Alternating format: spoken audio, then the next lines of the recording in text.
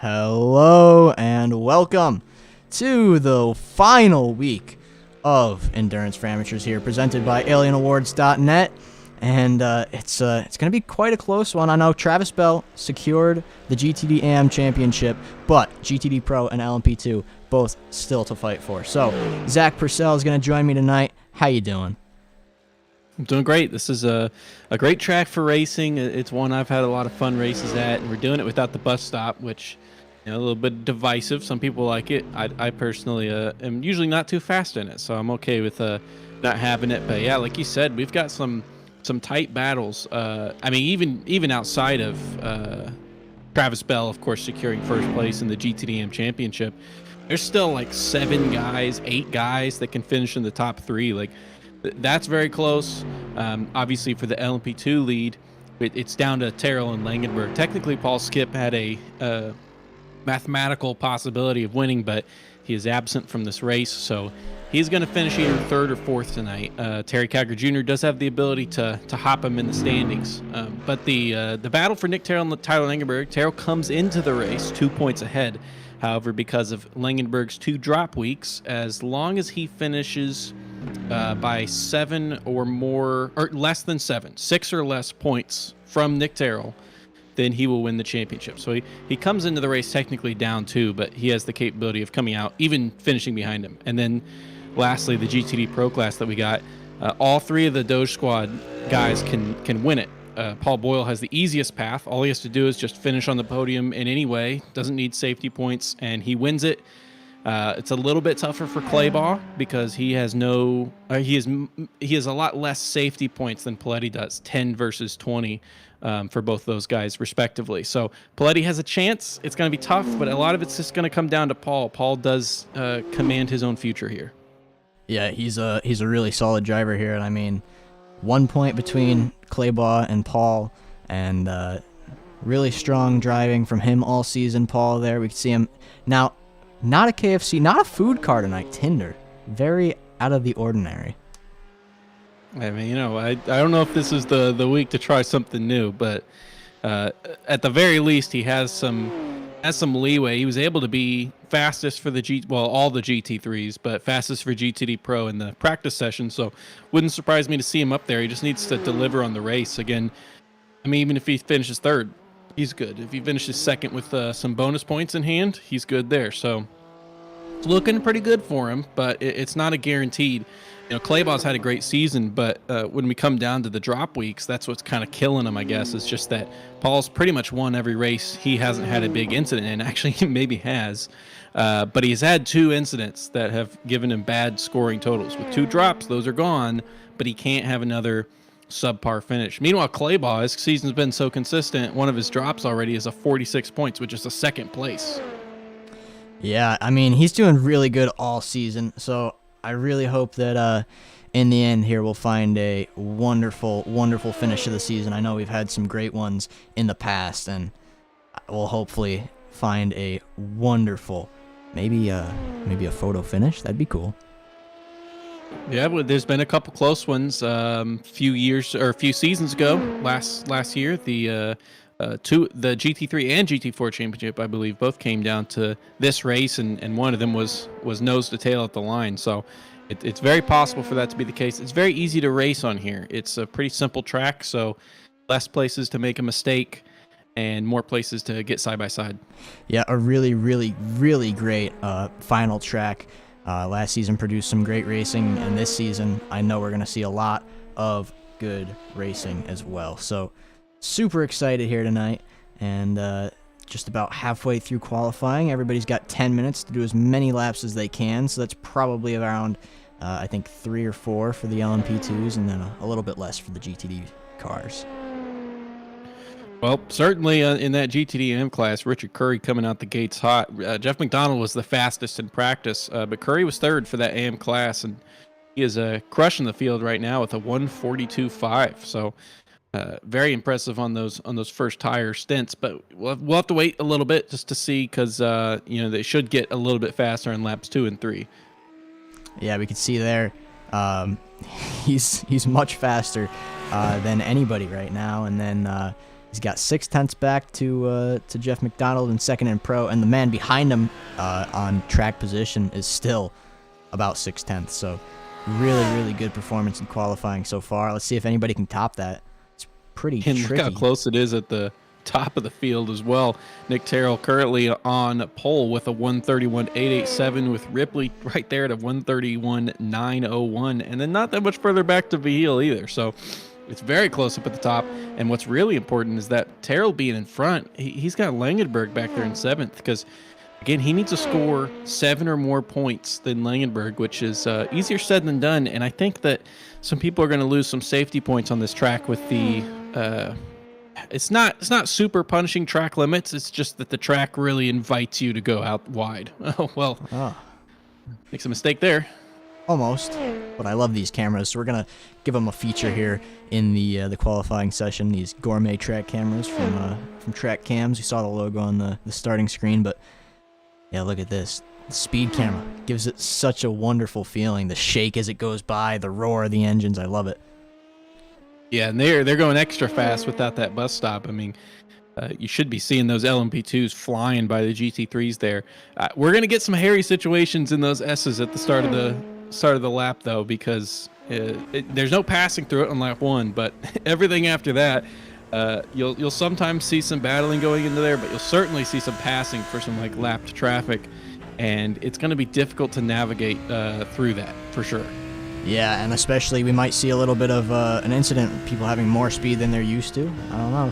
But here's an onboard lap with Richard Curry, our pole sitter, who's in the Lamborghini. I'm not sure that we've seen a Lamborghini on pole this season, unless maybe Paul Boyle did it. I'm not sure. I don't think so. But yeah, we're going to be coming down this long straight. Normally there's those braking boards for the bus stop. You're just going to keep going, and it's not going to be a huge braking event. That'll be kind of tougher to overtake. There's a big bump there, and this is a long turn. Hit an early apex so you can go out super wide. You can get an off track there, but get back to the right. Now you're heading onto the boot. This is one of the toughest corners on the track. It's a little blind, and then also it just kind of invites some understeer on the exit, and you can hit that wall. The wall's very close to the track. This next turn, very easy. You get that camber helping you out going uphill, rotates the car around, and now you're going to get set up for a couple turns that can impact your lap time quite a lot. So you're going to be doing a 180-degree right-hander here, another one where you really want to track out as wide as possible, but can get an off track. There's a little bit of a bump there too as he tracks out quite wide. Coming back off the boot here, another blind corner, and there's a little bit of a bump there, and I think we'll see some people lose control. This one's really fast. Another one where track limits yet again are going to come into play probably, but it's a pretty easy turn, taking it pretty much full speed. Just don't rattle those curbs too much. And then another dipping corner, as long as you don't go too wide and hit that wall, should rocket you through down the main straight. Yeah, now as you mentioned, the boot, going into the boot, one of the trickiest corners on the track.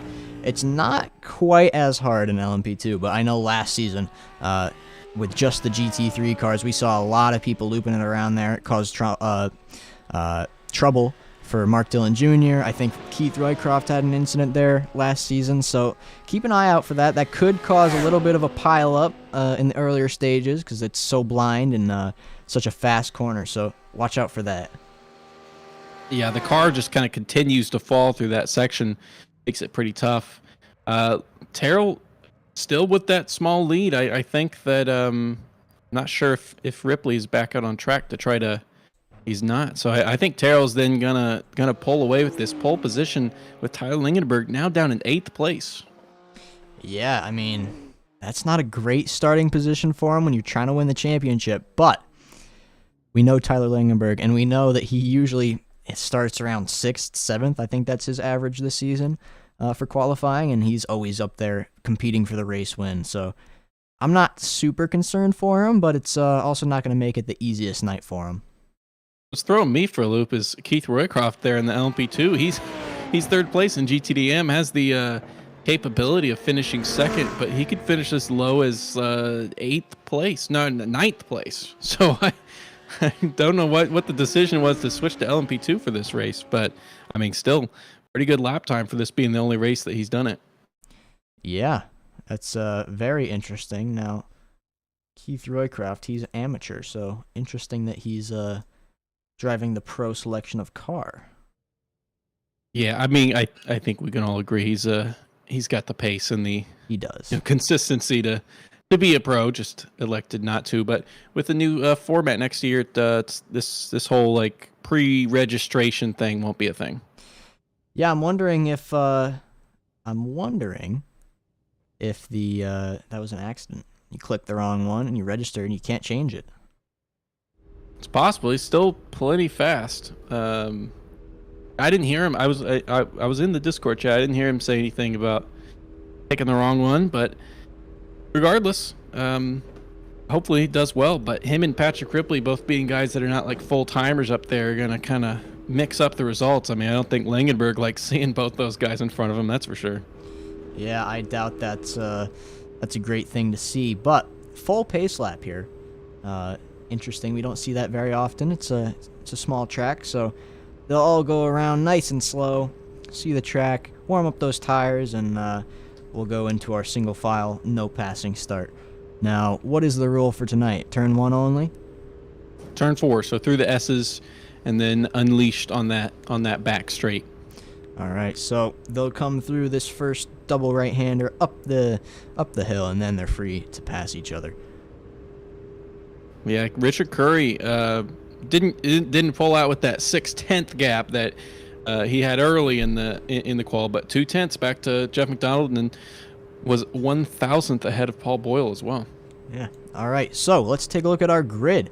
Nick Terrell puts it on pole, then Patrick Ripley, Terry Calgar Jr., Don McCloy, Adrian Garcia Vahil, Keith Roycroft, Paul Wildridge, Tyler Langenberg, Brad McCombs, Christopher Newby, Zach Nurnberger, and then Andrew Neri. On those guys starting 13th, Mark Dillon Jr. and Richard Curry on pole for GTDM, with Paul Boyle on pole for GTD Pro. Those guys are followed by Jeff McDonald, Aaron Claybaugh, Nicholas Paletti, Josh Doty, James Foreman, Christopher Craig, Daniel Hingley, Travis Bell, and Daniel Real. All right, further down, we've got Steve Kubay, John Kelly, Angel Jurena, Craig Willis, Rick Hughes, Ryan Jeevan, Atticus Middleton, Dan Coleman, James Kingsbury, Leonardo Elijah, Kenneth Stanley, and Daniel Barnett. And I think that's it for our field tonight. 36 cars. Yep, it'll be a good one. I'm excited to see this race. But yeah, full pace lap here, so we get a little bit of time to get ourselves ready. Yes, we do. And this is where they'll be allowed to pass each other now, coming down this long straight, or longer than usual, for Watkins Glen. And they'll be unleashed. The slipstream, I know Nick Terrell, he's usually one to stay behind and do a little bump drafting, but not tonight. He's going to be leading them. Yeah, it's a bit of a different situation for him. He actually doesn't have any poles this season, so this is the race he really needed to crush it, and he got his first pole of the season doing it. So definitely a good start for him, especially with Langenberg a number of spots behind him. Yeah, let's see if he can just capitalize on that, and he'll have it. He's had 5 podiums on the season, has only turned that into 1 win, but still contending by just being more consistent than most of the guys around him. Yeah, it just shows consistency is key. You could show up, you can win 2 races, and then finish, 9th, 10th for the rest of the season. It's not going to do you much, but if you finish 3rd all season, you could be up there. And Nick Terrell is showing it's a pretty good bet. Yeah, and I think that he also shows that it's a pretty good bet that he can finish first as well. Of course, we remember multiple times he had the chance of finishing in first, and it slipped away through certain incidents, and so he should have more. He should have a win or more than 1 win at this point, but he's definitely going to try to get the one today. Yeah, so let's see what they can do. Patrick Ripley, who's not really in contention for this championship, is going to try to throw a little bit of a spanner into the works here and see what he can do. He's shown up a few times, and he's had some really good races, so he might put a little pep in Nick Terrell's step here tonight. May work together as well. I mean, they certainly are friendly with each other. So, and Terry being there as well, it's a good barrier that he's got with some guys that'll definitely work with him rather than fight him too hard. Yeah, so just about 2 more corners, and we'll go green for the last time in Season 7 here. Through the second corner. Nick taking it nice and slow, but we should see a good one here. So, Nick Terrell about to have control of the pack when that safety car goes in. There it goes. You can see the green flag in the air. Now, Terrell has control of the field, waiting for that green flag to drop. There they go. And off go all 36 cars into turn one. No passing, but Patrick Ripley's pulling out to just have a better look, get out of that slipstream. And there they go through turn one. No big drama yet. And very nicely done by the whole field. Not seeing any problems. And as they come up through this nice little S turn here, the uphill, now they're free to pass each other. So Patrick Ripley has a great chance. The slipstream's pretty strong, but is he going to go for it on lap one? I don't know. Terry might. Terry's getting pretty antsy back there. He's already side by side with Terrell, going into the right-hander, but just can't quite get that momentum up there. And lap one, he is already attacking. Look at that view. Further back, they are side by side as well. That's Adrian Garcia of a heel and a nice, what team is that? An Acura, I think, livery, or maybe a Cadillac on the Keith Roycroft's car there. Yeah, Tyler Langenberg has already made up one spot on Paul Wildridge and has got that aforementioned Keith right in front of him now. Yeah, so there we go. Look at that, 2 wide as well, Zach Nurnberger, and I believe that's Brad McCombs. Ryan Jeevan and Atticus Middleton towards the back of the pack having a little bit of a trouble. Oh, Newbie loses it. Newbie going around, but not going to cause too much trouble for anybody here. Zach Nurnberg, Brad McCombs still side by side. Further back in the pack, there we see a little bit of smoke. And I think that's Newbie smoke, but nicely single file, no huge problems in the GTD field. Yeah, other than stuff at the back, really, well, we got to move there. But other than Aaron Claybaugh getting around Jeff McDonald not for position, really nobody changing as Claybaugh actually goes wide there and is probably, already picked up one incident. Brad McCombs goes around, though, and now he's right in the barrier. That's probably going to be a fast repair, or no, he towed to the pits, yeah. So not good for him. The GTD cars are finishing their first lap now as Richard Curry still leading the way out there and doing very nicely of it. There's not a lot of action happening back there. They're all nice single file, taking it easy. We have 98 minutes to go. Yeah, like I said, that Claybaugh going a little bit wide, I mean, that's a big deal. 1X this early, and again, he's hurting on safety points, so he needs everyone he can get, and that's at least 1 off the board because you get 4 for 0. But here we go. Paul Boyle wants the overall lead of GT3, and now he has it. Gets ahead of Richard Curry into the carousel, and very nice move, very clean. I think it was pretty solid, pretty communicated move. Yeah, Brad McCombs has retired the car, unfortunately, from that early incident. We hadn't seen him in a few races, but shame to have a car retire this early. Always is. You want to see him finish the 100 minutes, but it's a tricky race. It's not easy by any means. It's a long time to be sat. There's Aaron Claybaugh. That's Richard Curry as well, and he just can't get it done like that Tinder car there of Paul Boyle has done already. Yeah, he really needs to get through to not lose too much time. And Jeff McDonald there hunting as well, and he as well is in a new paint. But the Mercedes, which we've pretty much seen him just use the Mercedes and the Porsche, but looks nice. Yeah, it's not the usual bright green that we're used to, but it's still got the Ninja branding, so kind of on brand for Jeff there. Yeah, we're seeing not a lot of moves made this early. We're already getting some pretty large gaps, honestly. I mean, even the gap between Jeff McDonald and James Foreman has already been pretty big. It's nearly 3 seconds for those guys. Yeah, it's spreading out nice big gaps this early is I don't know, maybe a sign of people trying to take it easy last race, but there's a difference between taking it easy and trying to run away for this championship. Do you want to push and risk it all, or do you want to stay, keep it smooth, and just pray that somebody else messes up? Well, I can tell you for sure, Aaron Claybaugh, watching him, he is definitely pushing because he needs a lot of things to do right. That could throw a spanner in the works, wow, though. That's Richard Curry. That's Steve right? Koubet, and that is also Daniel Hingley. Or no, not Steve Koubet. Hingley, yes. Christopher Craig and Daniel Hingley caught up in that. believe that was a carousel there, but I don't think they collected anybody else. So good job by everybody to avoid that. That could have been very bad for some people. Yeah, as Christopher Craig just lost control of the car. Nobody's fault. Just yeah, you can see here the Lambo's kind of tough to drive, and he already looked uncomfortable there. He tries to save it multiple times, and then Daniel Hingley gets collected. But yeah, the Lambo, I mean, mid-engine car, it's in the back. You got the weight in the back. That's a long sweeping corner, so you've got the shift of the weight brings that rear end around. Actually, Hingley on his he was kind of trying to get out of the way. I guess kind of a rejoin. He ended up colliding with Leonardo Elijah as well. He tried getting off the track, and then he hit the wall so hard it bounced him back out right into Elijah's car. Not a lot you can do if you're Leonardo Elijah, but just bring it to the pits, get it repaired, and get back out there. We still have 95 minutes to go, so lots of time to work your way back up. Oh, that's Keith Roycroft, though, and he's sideways, almost collecting Andrew Neri there, and Mark Dillon Jr., or did he collect? No, I think he's clean, but pretty close to hitting Andrew Neri. Yeah, it looked like he just rode those curbs just a little bit too much.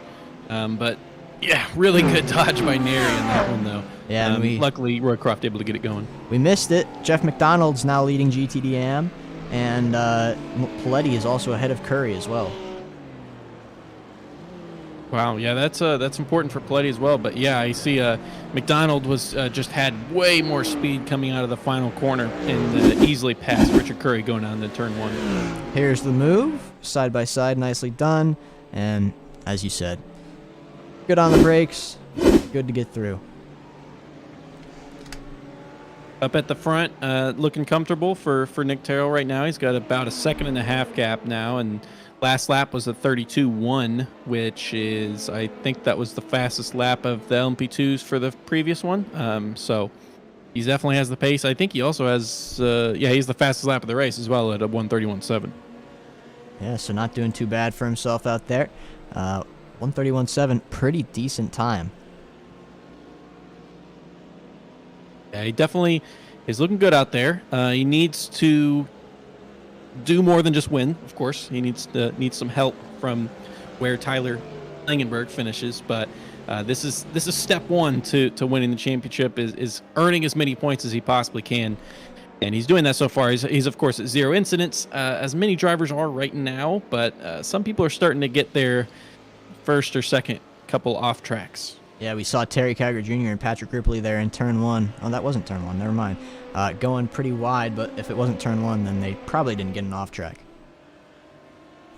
Yeah, there's I'm trying to see if one of them got one, but there's going to be a lot of people who do. That's for sure. Yeah, Terry did not, so they must have got away with that one there. Look at that view. I love those static cameras. Zach Nurnberger's had some issues in the LMP2 class. He now drops to the back of the LMP2 class, and I think he's got it back going again, and he's not going to lose too many GTD spots. Yeah, kind of like I called attention to is that rejoin onto the boot. Just lost control at the very end of it. Minor damage, but when you're stuck there, you have to do like a 6-point, 7-point turn. You've got a little bit of damage to the front already. You have to make sure not to hit anybody. And so, yeah, he had a really good start to the race. I think he was up 3 positions, but now he's down to the back of the field minus Braden Combs. Yeah, very unfortunate. You don't want to lose that many spots early on, but if you do, they're all closer to you to try to gain them back. Yeah, and it's important for him, too, because he's 5th in the championship right now. Highest he could finish is 5th, but he can lose a good number of spots if he has a bad race and some guys behind him do well. And a couple of those guys are doing well right now. Don McCloy, for one, who is in 4th place right now, and actually has the capability, technically, of being all the way up in 4th. Yeah, that's a pretty good result if you can maximize it. 4th is not too bad. What do they call that? Best of the rest, or is that 5th? Oh, it's up to your own opinion. We'll call it's on the podium of the podium. There you go. Further back though, Rick Hughes, Craig Willis, going at it. except Rick Hughes. Oh, getting a little loose there. Luckily, able to keep it in a straight line. That was really, really close. That was very close. I think a little bit of contact there, but neither one of them had any huge issues, so very lucky. Tyler Langenberg's on a charge still. He's up 2 positions from where he started after 10 minutes of racing, so if he keeps that same rhythm, he'll be up to first in no time, about 30 minutes. Yeah, he's made those, those are for real passes as well. Those aren't guys that started ahead of him and then crashed out or anything. He definitely has some pace early in this race. I mean, consistently, we've seen him as a guy who's had more race pace than where he's qualified at. He does have 1 pole on the season, but he's typically a faster guy, and especially in that mid to end section of the race. Oh, that's Angel Durena in that pink Porsche, spun around. Unfortunately, going to lose him a lot of spots. I don't think anybody else was affected by the crash, though, so lucky by them. He was kind of in the middle of the road. Yeah, he's still not able to get back around. He's having to wait for so many people, and he doesn't really have that much damage. He just can't get going. Yeah, it's tricky. I mean, when you have so many people coming, it's such a tight corridor. There he is again. And he should be able to go now. That's Christopher Newby, and who's in that Ford? There's a Ford out here tonight. That's great to see. Wow. Ryan Jeevan. It's a nice livery there. Hoonigan Ford, very appropriate. But yeah, Newby getting a little bit squirrely there, trying to make his way around. He'll get around, get around there. But yeah, coming up through the S is a much worse place to try to pass a guy, as they're actually passing for position down into the boot. Yeah, that's Daniel Real and our GTD AM champion, Travis Bell. And Travis Bell is going to be up into 4th place now. Be great to see him in the top 2 so he can get a final round interview. But let's see if he can do it. I mean, he's already up 2 spots, 3 overall, so I have good feelings. Yeah, we got to talk to him a couple of weeks ago, and he had not technically secured the championship at that point, but then a race was removed and he had secured it, and then he didn't get in the podium last week, ending his streak. So we haven't been able to personally congratulate him on the championship yet, but he is making a good charge so far. Just has 3 seconds to go to Foreman in front of him. So let's keep an eye on him. Daniel Real is not going to let it go easy, though. 5th place, he wants 4th. And he's right on the back in the slipstream, although it's not going to be close enough this time around. Atticus Middleton's having some trouble towards the end of the pack, as he I think he spun around again. He's got going again at least. There he goes. Terry Carger Jr. trying to file his way, and Patrick Ripley filing their way through these 2 cars, the GT3. Very nicely done. Patrick Ripley kind of going left, right there.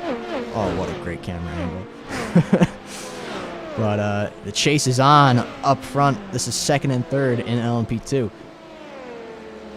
Well, and actually, Ripley must be doing something to be pushing Terry, because over the last 5 laps, Terry's been a little bit faster, just about equal to Nick Terrell ahead. And then similarly, once Paul Boyle got that initial gap to Claybaugh in front, Claybaugh's actually closed up on that a little bit, less than a 1.5 seconds, and Claybaugh averaging a faster lap over the last 5. Yeah, here's how it looks. 0.3 faster, 0.3, a 1/10.5, and then a little bit slower, and then regaining all that time, but pretty wide there in turn 1. That's not going to help him. I think that's probably an off track. Yeah, it didn't used to be, but it is now. And although that wasn't back at turn 1. I keep thinking that's turn 1. All right, well, that's not an off track there then. Yeah, that one you can take that one out wide. You just can't get into the grass. Turn 1, you used to be able to take it basically all the way out as long as you just rejoined by the end of the curb, and you can no longer do that. So now Claybaugh he did just pick up his 2nd right now, just dipping into the grass, but he's already at 2, so that's not a good sign for him, especially when you've got a couple of guys around him, not really earning their. Boyle and Paletti both at 0 still. Yeah, so you got to be careful with that. I keep mistaking that turn for turn 1. They're kind of the same. Nice right-handers, although one's more of a hairpin. But yeah, really got to crack down on the off tracks for Claybaugh. That's one of his only chances to stay in this fight. And it looks like it's kind of shaking him a little bit because he's lost a few more tenths on this lap from Paul ahead. Although Paul, oh, wow, that was really close. Came really close with some lapping traffic. That was Terry, it looks like. Oh, they actually collided, and Paul lost control for a second. 0x collision, but that was really close. A scary story for Paul, but I'm sure he's fine other than needing to change his pants. Well, he's lost in half that gap that he had to Clayball behind, now 5 tenths, and Clayball can continue to benefit from that draft. We saw Tyler Langenberg win the race here last season. Obviously, he had to be fast and pace, but won it through fuel strategy. So look for that to potentially be the case again today. That'd be pretty cool to see. I mean, we always love a good fuel strategy. I love to try to keep track of it, although I'm not too good at it. It's wild keeping track of all their different tactics. I haven't heard anything about a fun strategy here tonight. Usually I get a little tip from an anonymous man saying, "Oh, keep a head up," but haven't heard anything thus far. Yeah, I don't think he wants to give anything away at all. So keep an eye on that. Speaking of those two guys we're talking about the pro field, Jeff McDonald valiantly hanging in with those guys. He can look at them just down the road, leading the GTD AM class 3rd overall. Andrew Neri right on the back of Adrian there. Lots of overspeed. He's already ahead by the time they come into the corner. Wow. Great exit. Ooh, Real and Bell still going at it. This is a few laps later, but he's not giving up. They're now up into 4th and 3rd, so they passed somebody. I'm just not sure who. Foreman there. Foreman. So yeah, Foreman must have had an incident or something to lose both those spots at once, unless he just got caught out in a section. Yeah, it's possible that you just go a little bit wide and one man slips up, and then they're so close, the other one just slips through as well. Yeah, I'm watching, and yeah, he just got caught out with lapping traffic, 2 LMP2s coming through in the S's, and then he just got stuck. He had less momentum. He was on the outside, and both those guys making their way through. All right, well, that's unfortunate, but we know he's fast, so we can't count him out of anything just yet. Christopher Craig, another incident for him. He's going to tow to the pits. Yeah, that is that's not good for him. He's a guy who has typically been one of the more consistent guys in the field, and was 6th place coming into this race, and actually had quite a bit to gain. He could have finished as high as 3rd. Yeah, that would have been wonderful for him, but not quite going his way tonight. Yeah, Foreman, luckily, despite losing that, like say, he was able to still hang on to those guys ahead. So after losing that momentum, he's still sticking there, and is just looking at those guys again. Real and Bell battling here may help him, put himself in the conversation. Yeah, Don McCloy now has a better line through this uphill right-hander, but Terry Kyger Jr. just really, really good getting that power down, and slipstream's not going to be enough down here. He'll have to follow. Yeah, Don's looking really good right now, and kind of quietly been sitting there in 4th. All the top 4 actually not losing or gaining any places from where they started. But McCloy's been quietly sitting there in 4th, and Tyler Langenberg is now back there in 5th, but he's got 5 seconds to McCloy ahead. He does. Oh, that is a spun Leonardo Elijah, I believe. Right there. We talked about this corner. It's pretty tricky, and Elijah has towed to the pits. Yeah, he started almost scared a few guys. He started kind of just rolling back onto the track. Yeah, that was actually not him losing it. There was a contact. He was trying to just get back in line, and then contact from Steve Kube behind, and that's why he lost it so early in the corner. It was a bizarre kind of spot to be spun there. For sure. Zach Nurnberger working his way through the field now. Going to pass Daniel Real. And look at that in GTD Pro. Not a single change in position. And that's a Real past Bell as well. That'll give him a little bit of confidence getting through. But see if he can hold that for long. Travis already, look at that. side by side coming into the hill, and he's already ahead. James Foreman might have a chance too, as Real he went so wide he kind of had to lift off, trying to save that off track, but he got it anyways, I think. Yeah, Real had gained that position by deftly using some lapped traffic as a tow, but then yeah, we saw Bell getting through the old-fashioned way, and now Real with no tow. It's going to be a little bit tougher, and James Foreman right there on the outside of him to make this a three-way battle. Yeah, don't count anybody out. Foreman is flying behind. He's right on the bumper. They're almost side by side. This is a great angle to watch from. You can see both of the cars ahead. Almost all Porsches except for Travis's Mercedes. It's definitely become the more, he got a little, had to pull it inside there, but these three are all so close to each other. They're definitely starting to lose ground to the guys ahead. I mean, you can see there, it was closer before. Richard Curry now has nearly a 3-second gap, but I mean, Jeff McDonald's just class in the field right now for the GTD AM. Yeah, he's definitely doing pretty good. And now look up here, Paul Boyle. Look at the gap to Aaron Claybaugh and from Paul Boyle. 4/10 now. Yeah. After that mistake by Boyle in the getting down into the boot, he hasn't been able to pull away from Claybaugh. Claybaugh's not made a move for the pass, but again, we were just talking about the fuel stuff. He could be using Paul right now. Certainly the gloves are off. They're not working together. I can tell you that much. Yeah, although they're teammates, it's an all or nothing tonight. He's got the slipstream, and he's got a pretty good. No, he's not. No, this is a fuel. So he's saving fuel. Fuel saving confirmed here. You heard it here first. Aaron Claybaugh trying to do a little bit of strategy game to win this championship.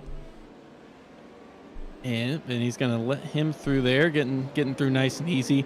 It's a long race, so there's a lot of ways to win this, and it does look like that was a fuel decision there, because he absolutely could have gone side by side down into that corner. He definitely could, and I don't think he's really thinking about losing too much time for battling right now. I mean, they have 5 seconds and a car between third place and Nick Paletti, so I don't think it's like, oh, I don't want to battle and lose time. I think it's strictly fuel strategy. Now, hold on. Talking about strategy, these two are usually pretty good with the fuel strategy, but right now they're about to duke it out. Nick Terrell, Patrick Ripley coming down into the carousel, but I think Ripley might have backed off as well, now that I say that. Yeah, again, wouldn't surprise me to see them working together. Cowger, if he catches up, might be a little bit less cooperative, just because I had to inform him before the race that for him to get all Skip's third place position, he pretty much needs to win. He either needs to get like second place and a bunch of safety points, or he needs to win the race. So Terry's definitely thinking about the win, although he always is. And Ripley's here to have some fun. Yeah, Paul Skip, a man that was in the running for this championship on vacation, so losing by default. But he could still be, I believe, in third, fourth. Well, he's in third, so yeah, he can finish third. He can still take third, unless Terry Cowger Jr. takes it away from him. Yeah, it's gonna take a lot for Terry to do that. He needs to finish really well, though running in third is certainly a help, but he cannot finish in third. Even with 4 bonus points, he needs to be higher than third place. So we'll hope to see a little bit of a pep in his step as he catches up to these leaders. See what he can do. He already is not getting 4 bonus points. He's at 3 incidents already. Oh boy. It's definitely, I mean, with the Claybaugh-Paletti battle, we've seen the effect of how safety points can add up, as Paletti's still in the conversation, despite not having any wins, but he's starting to fall back further and further from Claybaugh, and he does need to finish ahead of him. He does indeed, but look at that. Paul Boyle, Claybaugh, 3/10 separate them. They're doing very nicely out there. They could just keep this rhythm, and I think they'll start to expand that gap even faster. Like they've already pulled a second on Paletti in the past few laps. Man, look at, I mean, here he goes. Here goes Claybaugh. So much more speed into turn 1, And now Claybaugh is ahead way before the corner even happens. Nicely done from Claybaugh, but now Paul Boyle is going to have that slipstream. He's going to have a good exit out of turn 1 as he took a little bit of a wider line. Let's see what he can do down the straight. Does he want it? Claybaugh had just so much more speed rocketing through that final corner than Boyle in front, but yeah, he's going to pull Boyle's out. going to have the advantage of slip here. He pulls out quite early, and he's going to back out. Yeah, so maybe a little bit of fuel saving now from Boyle. He let Claybaugh save, and now... I think with that one, he pulled out so early that then just kind of got buffeted by the wind, and he could realize he was no longer going to even be a little bit ahead from Claybaugh going into that corner, and decided not to risk it. Very smart driving there from Paul Boyle, and interesting tonight. They're both in the same car, all three of the championship contenders. So there's not going to be any balance of power differences. We know it's still a pretty big gap between cars, even though iRacing has tried to neutralize that. It's not the Porsche last season, but we're not going to see any difference. It's all going to be pure performance tonight. Yeah, and normally I would say that the Lambo is one of the. It was really good at the start of the season, and they made like an adjustment. Claybaugh going into the grass. Paul Boyle inside, and he's through. Oh, he's very wide though. I think that's almost off-track territory. Let me see. Yeah, if he didn't have one before, that was one there. I believe that is an off-track. Yeah, that was his first. Now hold on here. Tyler Langenberg went off track. Let's see that. Oh, that's not going to help his championship hopes. Wow. What a save, though. Wow. Yeah, that's crooked, though. He's crab walking, I think. So that might be a nice little pit stop fast repair. He's in the fuel window, I think. I mean, sitting in the cockpit here, his steering wheel is definitely straight. I guess we'll see if he loses any time. He's definitely not pitting right now. He's got some minor damage to the rear left, but even the rear wing's still okay. But I mean, normally an incident there is a much bigger crash, so that was well done by him. Yeah, nice save. Maybe it was just the angle, but it did look like he was sideways, but obviously he's not. Patrick Ripley, he's doing some fuel saving for sure. You can see him slightly fall off as they come down, as Nick Terrell gets a tire in the grass, trying to use all of the track, really maximize that, but Steve Kube kind of going to hold him up a little bit. Not a lot, but make him shift his line. Patrick Ripley certainly going a little bit wider than usual. Oh, a big snap as well. Yeah, speaking of being in the pit, like in the pit window, Paul Woodridge coming into the pits, he was just ahead of Tyler Langenberg right before that, so he was in 5th place, coming into the pit stops, taking his tires, had no damage, so this was fully planned, just deciding to take an early one at this point, although I guess 27 minutes in, and he's just going to take his early stop first. There's a little bit of a risk involved with that, though. Yeah, and we've seen that the pitting out of like a big train, taking that stop already, it can prove to be very, very good. I think Daniel Real did that recently, if I remember correctly. Somebody did it, and it worked out pretty well for him. So, well, Real was trying to make a different field strategy work last week. Unfortunately, had an incident late. Was making it a conversation for the lead with Jeff McDonald at Fuji. It just kind of came undone late in that race, but potentially Wildrich deciding to do that because Langenberg, he passed Langenberg through that incident and knew he was going to get passed again, so just lose as little time as possible, I guess. Yeah, we'll see what we can do. Now, I believe Eagle Vision Racing, he's the only representative here tonight, is he?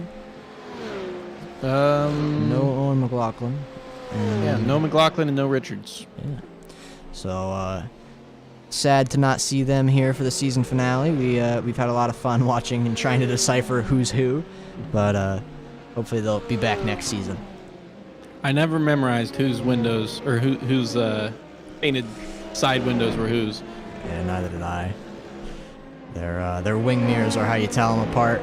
If we take a look at Paul Wildridge, he's got black. I believe Richards has blue, and then McLaughlin has white, but don't quote me on that. So you see there that Andrew Neri's on the back of Tyler Langenberg. Now, you may think, oh, well, Tyler Langenberg, it's his damage, right? No, his last lap was only 2/10 off the leader, Nick Terrell. It's just that Andrew Neri is the fastest guy on track other than Chris Newby. Chris Newby did a 32.8, and Garcia was Neri was a 33.9. So, I mean, it's interesting. A lot of this rear side of the field is doing very well on pace right now. Yeah, I mean, you could see even before his incident on lap 17, 0.6 faster, almost a tenth faster. Now, of course, the traffic has to come into play here, but still, a second last lap. He's catching up. Well, he's there. Yeah, he has caught up. Yes. And yeah, Langenberg is going to be having some trouble here trying to defend. They're coming up on what I believe that's Travis Bell there, who has started to fall away from Daniel Real in front a little bit. That is Travis Bell there, and you can see Daniel Real just in the distance there, about to go into the turn. But Andrew Neri going to back off before they go in. A wise decision with that GTD car. Possibly cause them a little trouble. But then we've got here Mr. Mark Dillon Jr. caught up in a little bit of GT3 traffic as this is Chris Newby closing in on him, about to get past him. Yeah, he's through because of that traffic. That was well played by Newby, who's, like I mentioned earlier, one of the faster guys running right now. So well done by him. A driver I'm a little interested with, although, I mean, I guess maybe I shouldn't be too surprised. We talked about the Lambo not really being that great post-update. And Richard Curry did fantastic to put it on pole. I just, he's in second place, but he's 10 seconds off of Jeff McDonald. I just have to wonder if that Lambo struggles more with the race pace, and he's able to put in a really good qual time. But I mean, I think we can objectively say it's not as good of an all-around car as the Mercedes that McDonald's in. Yeah, the Mercedes we've seen dominant for a long time. Not dominant, but one of the fastest cars week after week. It's a really solid car. It drives well. A little tricky with the oversteer, but if you can handle it, it's really fast. Yeah, it's not one that's going to get away from you too much, and you can't quite say the same about the Lamborghini, which it's always been a bit of a handful, sometimes very similar to the Audi, but it's also just doesn't seem to quite have as much possible pace in it as in some previous updates. As Zach Nuremberger coming into the pits now. Again, another scheduled stop. He does have a little damage to the car, but if he were pitting for damage, it would have been a while ago. Yeah, we'll be seeing actually our pit stops from GT3 anytime now, about half an hour through this race. About 50% of their fuel tank is about an hour, so not the most fuel-consuming track, so maybe I'm thinking end of this lap. Oh, next lap maybe?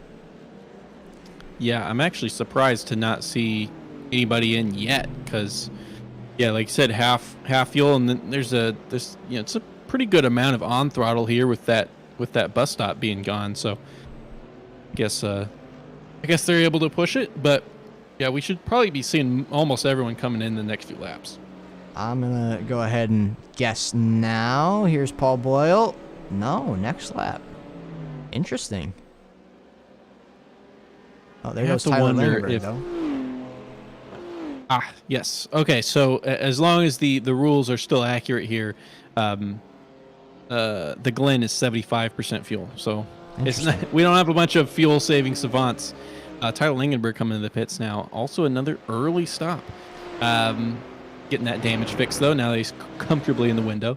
But, yeah, no, the 75% fuel, so we don't have some fuel-saving savants across the entire field here. It's that we're probably looking at 45 minutes before they come in. All right, so I was more thinking 50%. We see 50% at most of the tracks. We saw 75% Daytona, Spa, I think, and Le Mans, but yeah. Yeah, Daytona, Monza, Le Mans. I think that now I believe this was supposed to be medium downforce, but I think it was changed to high downforce near the end, but still keeping the 75% fuel. So that'll affect the strategy a little bit, because you'll have a very short splash and dash at the end, 45 minutes. It'll be like a 10-minute thing. So you kind of just got to figure where you're going to put that. And I mean, people can pit now for sure and try to take care of that and get 3 equally length stints. Yeah, that's a good strategy. We've seen that done before. We've seen The splash and dash, we've seen some people try to cover off that splash and dash about 20 minutes in, so it's interesting. I'm not quite sure what has happened to Aaron Claybon this lap. He's still running there. He's not crashed, but he's lost a ton of time to Paul Boyle in front. I mean, I would have to think it has to do with lapped traffic, but the previous lap, Paul Boyle was a 42.8 and Claybon was a 43.6. So he had already started to fall back a little bit in the previous Curry couple laps. in the wall. Just in the background there. We caught him sliding there. Let's see if we get a replay of that quick. Not enough contact to show as a crash, but he did. Wow, he got away with that. He did do a little drifting, little New York drift. A bit of a soft wall there, honestly. Now, it's not good. You can see some damage to the rear left, and he's got that meatball, but, that could have been an instant toe kind of crash. Yeah, I think he's crab spins in walking turn a one. little bit. And he spun in turn one, so Rick Hughes now going around him, and as well as John Kelly, who's in a Mercedes. I'm used to the yellow Porsche. But, there they are still. Christopher Craig and John Kelly, and even Kingsbury and Jarena trying to join that party as well. Lucky is contextual. He's lucky that he didn't crash so bad he had to tow, but yeah, this is unfortunately worse than I had initially thought it was. Yeah, he's crab walking. It's not good, but it's better than towing to the pits. He could have got stuck. Look at that weaving down the straight. That is that's scary. Yeah, Terry Kiger Jr. coming into the pits, so yet again we're seeing a good mix of strategies from the LMP2 field, as we've already had a couple guys pit a couple laps ago and plenty of people still going. So interested to see which pays off, but we've seen Terry do equal length stints before, so this is not too out of the norm for what he's done this season. Yeah, equal length stints is about 33 minutes, a little bit more, but Tyler Langenberg, wow, he's doing some traffic management right now. But Terry Kiger Jr., yeah, really, really good at his fuel management over this season. So hopefully we can see him make something happen with that. Yeah, obviously, still probably 10 minutes or probably a little bit less than that before they have to come in. But we've already had now 6 of the LMP2 drivers that are still in the race come in for their pits, and 5 of them still out. Yeah, it'll be a lot of fun to see how that plays out. Now we can take a look here. Look at our top rows. 23, so it's the bottom 6 that have pit already. And interesting to see. Oh, well, there we go. Terrell, Ripley, and McCloy all following each other into the pits. Same time at the end of lap 24 here. So I'm wondering if that's all just following each other because they're going in, you might as well, or if they're following each other because that's the good strategy to do. You want to do what the leaders do, as we see Don McCloy taking tires. He's now been fully converted. Mark Dillon Jr. there, who was in 4th place, coming into the pits as well. See what Keith Roycroft does. Looks like he's planning on coming into the pits too. So there he is. Just a lot of agreement here for the strategy for the guys who haven't already done so. Yeah, and with those shorter pit stops, I don't know how long it takes, but you might eliminate some of your tire taking abilities. Just something to think about. If you do take these 1/3 race pit stops, you might be able to take tires at all 3 stops, or all 2 stops, both stops. I can't speak. However many stops, you could take them at every single one, whereas you take that splash and dash at the end, you might not get free tires. Yeah, that's probably basically where it comes at, is you may lose a little bit of time per pit stop. Potentially none, but if you do, you lose just a little bit of time, versus if you stretch it all the way, then you just are not able to take tires on the final stop. So depending on the track and just how it's going and how your stint's been, maybe it's fine, but splitting it up evenly is a little bit of the conservative route. And typically I wouldn't think Nick Terrell would do that, except for the fact that he is so comfortably in the lead by 9 seconds right now that it's fine. It's not be conservative. You just need to finish well here. Yeah, I mean, he's looking really, really comfortable out there as John Kelly getting passed by James Kingsbury. Yeah, Kingsbury's up 10 overall. He started 20th in class, and it's now made his way all the way up to 5th. So, 20th out of all the GT3s, and is 5th in the GTD AM now. So, what wonderful start to his race, and he's had a really good second half of the season, I believe. Yeah, Kingsbury up 9 in class, so starting 32nd overall and 23rd overall now. So really solid. Let's take another look at our gainers, our big gainers here tonight. We've got 4 positions for Andrew Neri. We've got the 9 for James Kingsbury. We got 6 for Rick Hughes, 5 for Daniel Rayel, who's up into 2nd now, by the way. So Richard Curry's accident giving him a little bit of benefit, and Travis Bell almost tapping his bumper as they come into the pit lane. They're right on top of each other. Interested to see if they hit for the same amount of time or not. Travis Bell's right ahead of him in the pit stop. We can take a look at that. We'll see at the bottom that pit number. That pit will change to a number when they leave their pit box, and that'll say how long they spent in the pit box.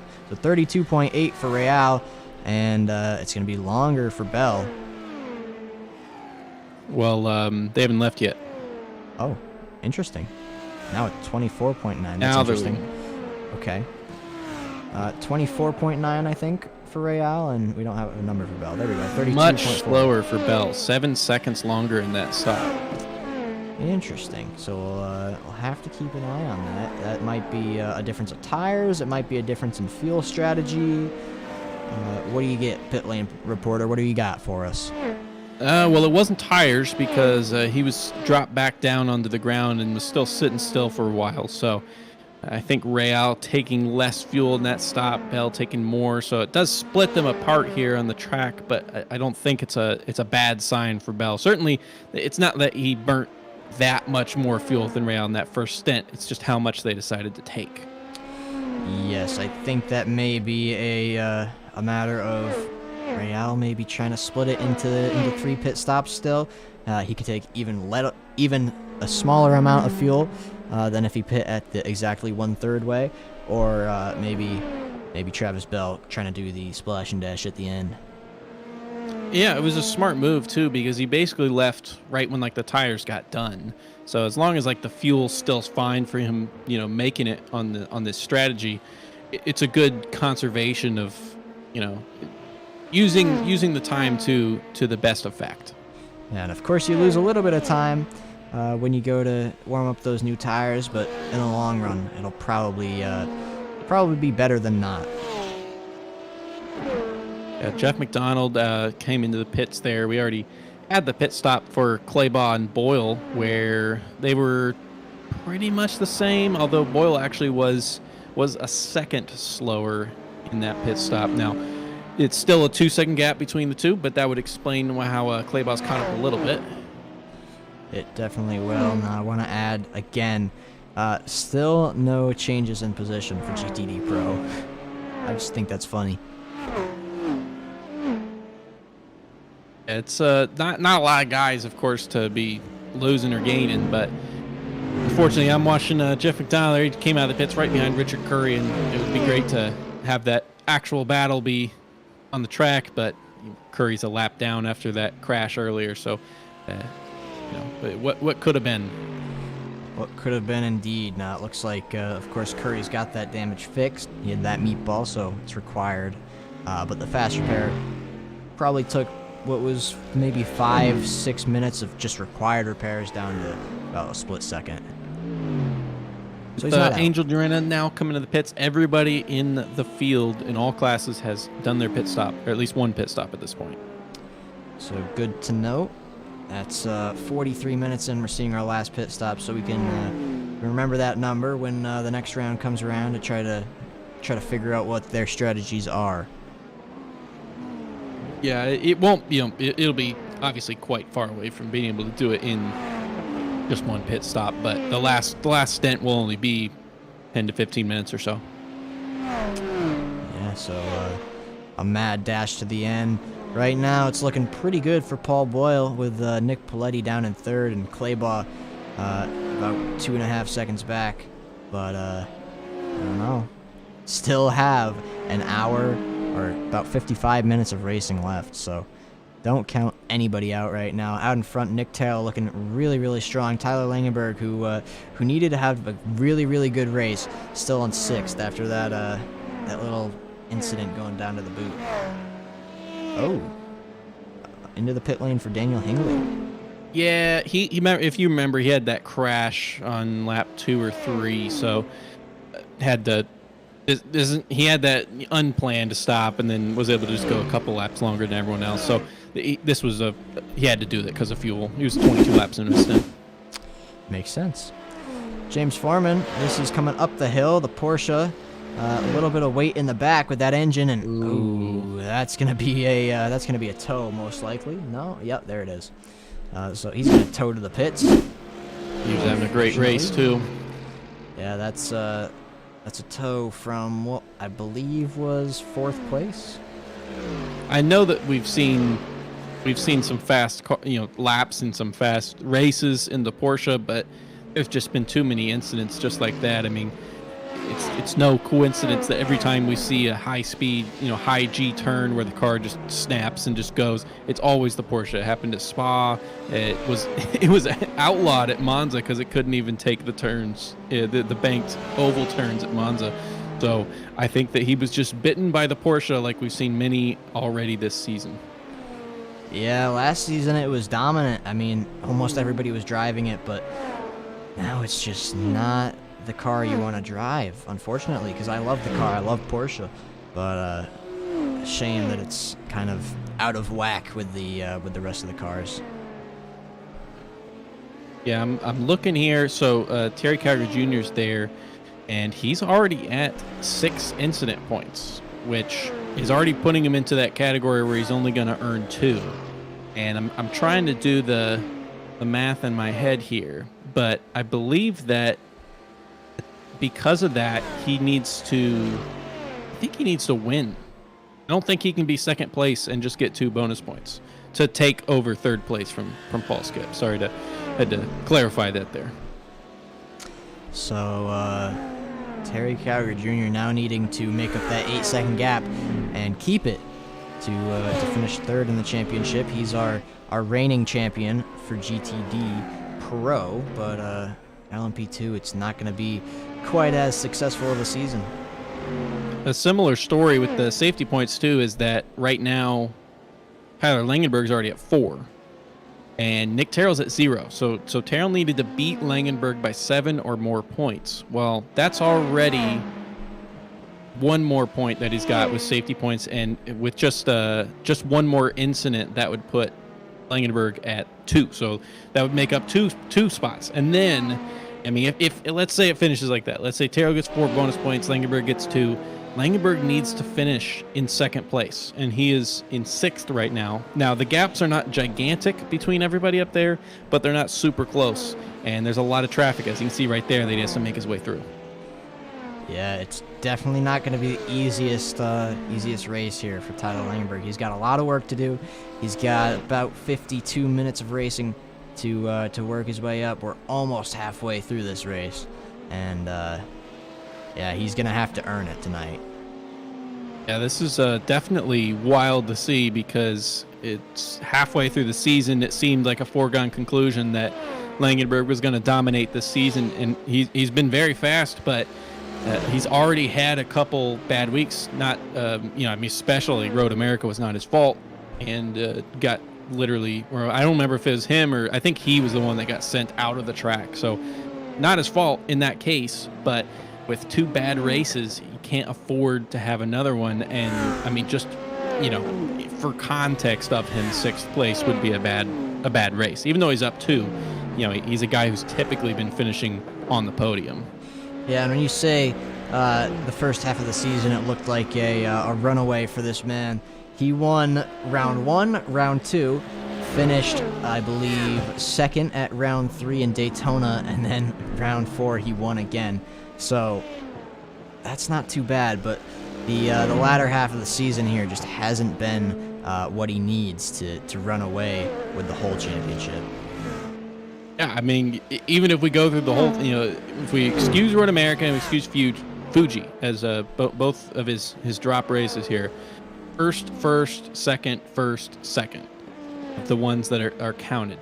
However, Nick Terrell's quietly been sitting there where his counted races are second, third, first, third, and currently sitting in first. Has more safety points than Langenberg as well. He's at 11 versus I think Langenberg only has 3. Yeah. So that's really where it's coming down to. So the safe driving is a big thing here. It's I mean, that's why we put these points in without the drops. It encourages that safe driving. It really does make a difference. I think the safety points made the difference 2 seasons ago in GT4, if I remember correctly, and yeah. Yeah, this would be obviously a good example of what it can do, because I mean, going over the results, Nick Terrell's, I mean, you can obviously run the numbers roughly in your head and be like, oh, he should be behind. Well, he's got that safety point advantage, and furthermore, his second to worst race is only a 38. So even if this race went bad, it's you'd be losing less. But Langenberg does need to finish higher than 6th, despite that strong start to the season, and he's already losing some of those safety points like we just mentioned as well. Yeah, so we'll have to keep an eye on him. Patrick Ripley, who's in 4th now, he has the possibility of coming from last in the standings all the way to 7th, so a 4-position gain with a good race here tonight, although I'm not sure what he needs to achieve that 7th place. Well, yeah, I mean, obviously,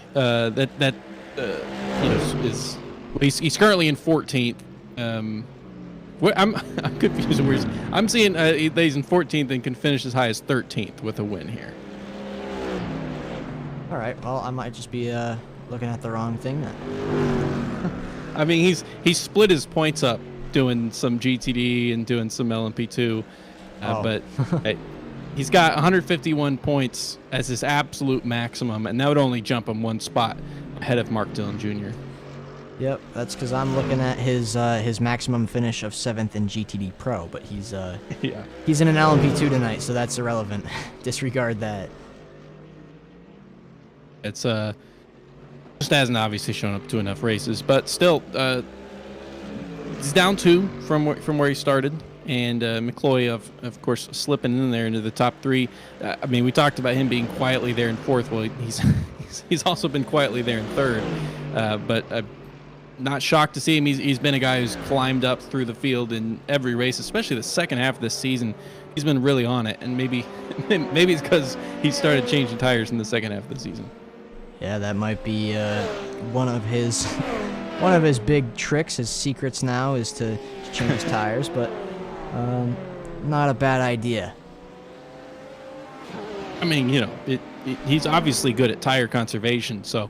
If he was able to do it without changing before, because there's some guys, and there's some fast guys here that I don't think would be able to do that. But it certainly no longer, with you were talking about nobody in the LMP2 field different from where they started. So Craig Willis here.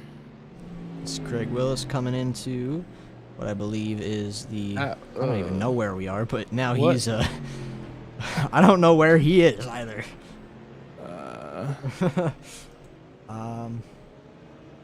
Couldn't tell you, man. I don't know. There he is. Oh, he took the cup configuration. That's where he is. Wow.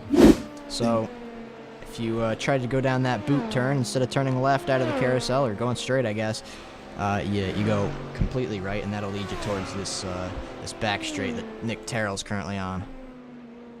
I can tell you, I tried doing that as a joke during a practice session of a couple seasons ago here, and I got disqualified, so I had to get undisqualified from practice. But I guess he just got confused and had to turn it around. Luckily he didn't keep driving through, or else, like I said, he probably would have got black flag from the race.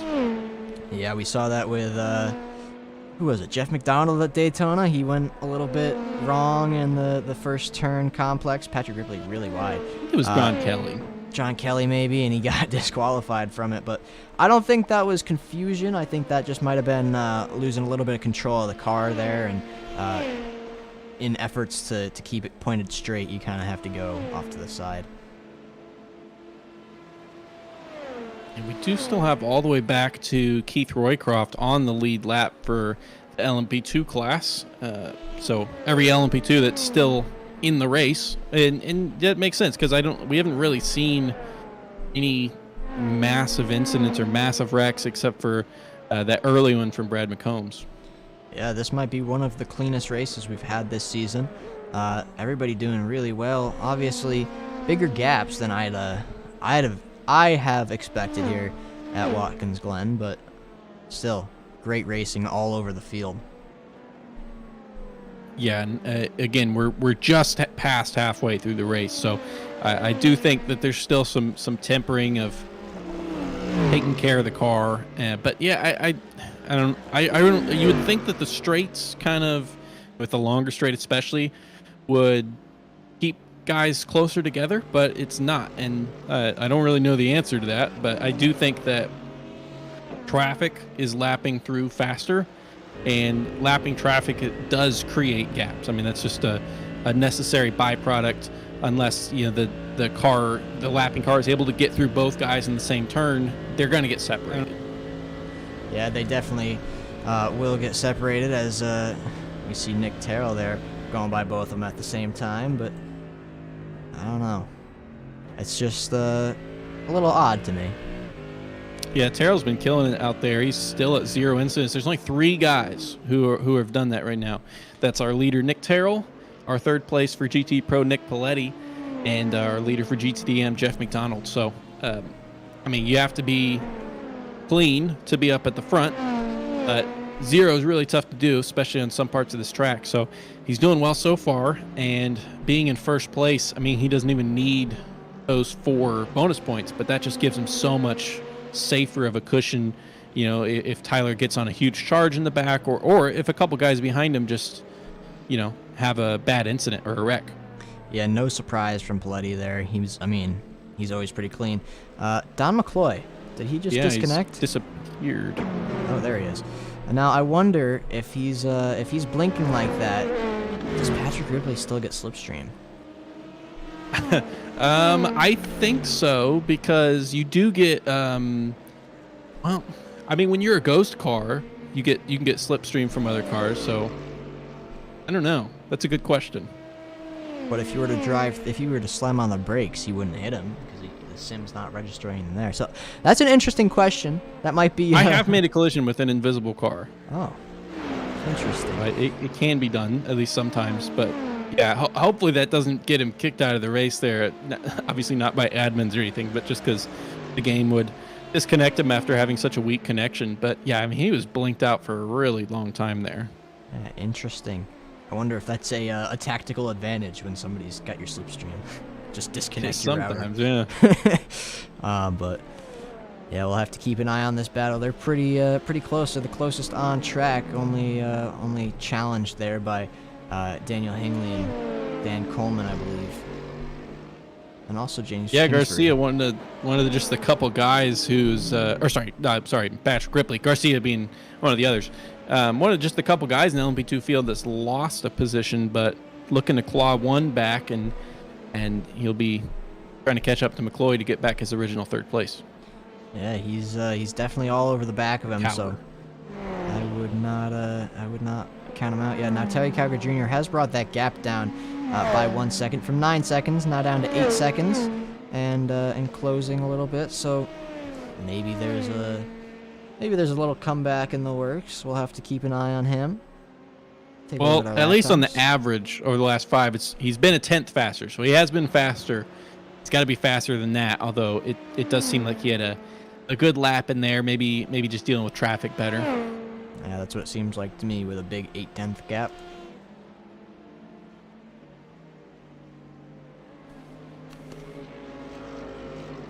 But Kingsbury very close to Rick Hughes there in front.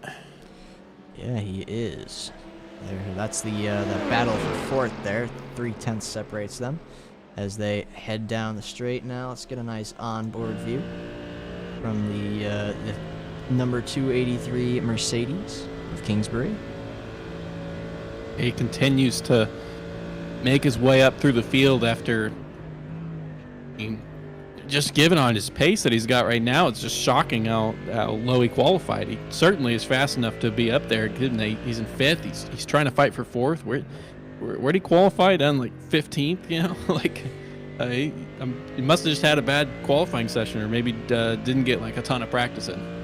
Yeah, Kingsbury up 9 spots. That is it's pretty good, and that's 11 spots overall, so including Craig Willis, who's had a little bit of trouble we've seen, and then of course Brad McCombs, who's retired. But not too bad. We've only had, let's see, Middleton's into the pit lane, so 5 retirements and 1 did not start, so not too bad for tonight. Yep, we haven't seen any big wrecks outside of a couple early. It's been less than normal, so it's been good to see, and want to see a lot of battling. And yeah, I mean, Langenberg, who needs to catch up positions, is in threat of Vahil behind, who, as I mentioned earlier, he's down a couple positions from where he started, but his pace right now is killer. Yeah, look at Vahil behind. That's a lot of green. Now traffic, of course, does play into that, but still. Yeah, I do wonder. You know, he doesn't have the damage anymore if Langenberg's just a little psyched out, because he's not bad at this track. I mean, of course, last season was in the GT3s, and so that's what we saw him in. But he won here last season. Here goes Garcia, though. Adrian side by side, he's way ahead. So lost that position, and does he have a chance to keep it here? Nah, surely he'll back out. Back out, yeah. No, he's not going to, though. Side by side. Into the boot. It's a tricky corner. Easy to run wide. There's still a side-by-side going up to the... Oh, he's gonna box Adrian in. You can see that. Nice. Steve Coubet up there. Of course, Steve Coubet is a little bit further up than you'd expect, but still very nicely done to retain that position. Yeah, like I was saying, he's good at this track. I wonder what's going on, where he's just not been as on the pace. Last season was almost seemed like an invincible Terry, who was trying to win every counted race, and here in Watkins Glen is... Wow. He keeps that. That was a wonderful save. Yeah, it's just... Oh, like I said, I do love watching his cockpit cams, because he is all over the wheel, and his car's very exciting to watch, that's for sure. Yeah, he's got he had a wonderful save on the last lap at Daytona as well, coming out of that bus stop in a bid for the win, but of course he was just a little bit slower coming to the line. Man, they look so fast going through this section here. I love it. Yeah, coming through here, we're going around 100, where are we here? 170 miles an hour, so Travis Bell is about to be passed. You can see the speed difference between the LMP2 and the GT3 cars. No problem from there. Hold on, though. James Kingsbury is looking forward on Rick Hughes coming down to the carousel. Not quite, though. He's definitely had the pace to be all over the back of him, but hasn't made a move yet. Rick Hughes himself, also another guy who's made up a good number of positions too. Not quite as many as Kingsbury, but both those guys are good climbers for this race. Yeah, doing very, very well. And I think in about 10 minutes we're going to see some more pit stops. We saw him around, what did I say, 37, 43 minutes, so maybe a little bit longer, but we're definitely getting there. That looked like a little bit of a rear end slip there, but nicely controlled with the throttle. I'm not sure. That's just the camera angle, maybe. Real's doing well to be there in second. We saw him have some battling he had to do earlier with Travis Bell, but now he's pulled way away from Bell, and he's had lots of pace. He had lots of pace last season. I think he had the most poles for the GTD AM class. Didn't quite have as many poles this season. I think he just has 1. But in any race, he's been fast. It's just not always, the results haven't always come his way. But a second place would be a really good one here, and I think would be the best finish of the season for him. Yeah, last season, Daniel Real, he kind of just slipped up there. And, I mean, podiums almost every race is what really, really gave him the edge. And I think he was second in the championship behind Christopher Moody. Second was John Kelly. Third was James Foreman. I believe fourth was Christopher Craig. All right, well, I'm just completely off then. But Yeah, Daniel Real... there was a lot of times he had podium pace, and he was running in the top three, but something would happen late, and he just always ended up coming undone. But it's working tonight. It certainly is. Doing very, very well in second place with a 14-second gap behind him, up 5 spots. So I'm not going to talk about him anymore because I will end up putting him in the wall with my words. I did check and verify there. Yeah, he's been third twice this season, but second would be a best finish of the year, and be able to get a little bit of an interview as well. That'd be wonderful to talk to him. We haven't talked to him since last season. But he's also a guy who... yes, okay, so... obviously in schedule there, but he has to do something different. He can't just do the same thing as the guys up front. But yeah, Real currently 9th in the standings, but can mathematically finish as high as 4th. So has a lot to gain from this one. Second place, and seeing if he has any... he's going to get some bonus points, at least as it currently stands. So will be really good, and probably will at least move his way into the top 6, I would think. Yeah, I mean, top 6 over the season, not too bad. Especially with quite a big field here. I mean, how big was it this season? We have 36 in GTD AM alone, which is the total number of cars we have here tonight over the whole season. So if you only did one race, you're counted in that number, but still, 36. Yeah, if it goes to show just how competitive it is coming into this final race. Travis Bell, just going in order of where the standings were coming in. Travis Bell, Jeff McDonald, Keith Worcroft, Richard Curry, James Foreman, Christopher Craig, Rick Hughes, Jonathan Webb, and Daniel Real, all, despite that being 9 drivers on this list right there, all had the chance of finishing in the top 4. So, I mean, these guys were really, really close coming into here. Obviously, Bell had first place locked up, but everything after that was, anyone's take. Yeah, I mean, it's just been so competitive, so clean, such a great season, a great series here in Endurance for Amateurs, and it's just a wonderful race to watch. These broadcasts, fun to put on. This will be my last one tonight, and then Zach's going to take over the whole show and have a new partner next season. I'm looking forward to it. It's fun. Not looking forward to not having you. That's not what I'm saying. I'll miss you, and it's been a lot of fun. We still have a good half-hour racing that we can watch here. Yep, half an hour, just a little bit more, 33 minutes. So we are 2/3 through this race.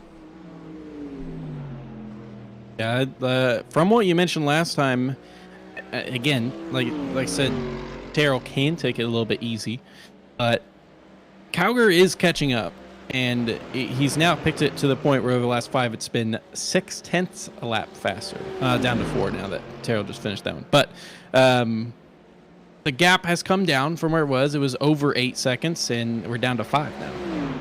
Yeah, and also keep an eye on the bottom of the screen pit lane chart. Pit stops are beginning to happen.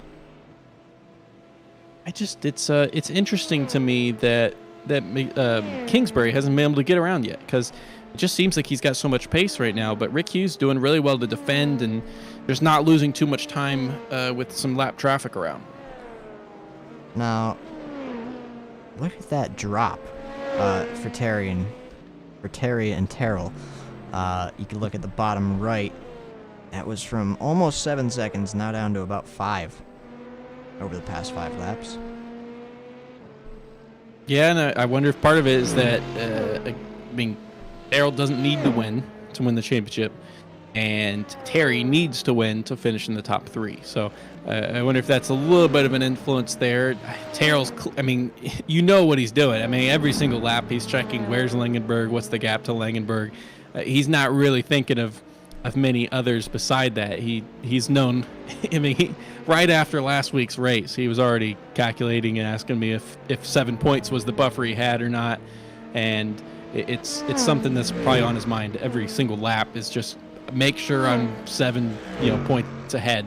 And like I said earlier, that he's still at the 0 incident points, which gets him almost all the way there. That's 4 points versus Langenberg, who is nearly out of them. He's at 8 incidents, and if he just gets 2 more, he'll have no points from that. Yes, and now let me just take a look here. I believe 7 points. If you completely exclude all of the safety points and everything, 43 for 3rd place. So if Langenberg's 4th and Terrell is 1st, and they both miss out on safety points, it's still Nick Terrell's championship. That's a 9-point gap. Yeah, exactly. And Langenberg net on the track, obviously hit just a little bit ago, but net on the track is somewhere around 6th or 7th. So he still needs to get a couple positions, and that's even assuming that Terrell gets no bonus points, which he's, as it stands, up 2, meaning that if they finished with the exact amount that they have right now, Langenberg needs to finish 3rd and not get any more points. And then if he gets more points or incidents and is out of that, he needs to finish 2nd. Like it gets worse the more it goes on, and he still has a chance, but he's got to have a monster last third of this race. Yeah, and I want to add, if we take a look at the cockpit, look who's up there right in front of Mr. Terrell. That would be Langenberg himself. So he's got some work to do. Of course, he did take his pit, but still quite an uphill battle he's gonna have tonight. Yeah, because the pit is only a little bit over a minute, and a lap is over a minute and a half. So, I mean, that shows that Nick's got like a 30-second lead on Langenberg in front. But I mean, I think it's clear that unless Terrell crashes, this is not about Langenberg winning the race. You know, for sure he needs some positions from guys in front of him, and he had the gap, the buffer coming in, and just needs to not lose too many points. Yes, that is very, very true. But look at Newbie and Ripley. They are going at it right now. It was just about 4/10 not too long ago. Traffic brought it down. Keith Roycroft goes off track for a little bit, but he brings it back on. But yeah, really close for these two. And then James Kingsbury and John Kelly, of course. Or Rick Hughes. Actually, not John Kelly. Very, very close as well. Yeah, Newbie doing really well to hang around with Patrick Ripley. That's a good badge of honor there. Not this entire season's gone Newbie's way. Of course, last season was one of the, him and Terry both were some of the most dominant, and Terrell coming into the pits now.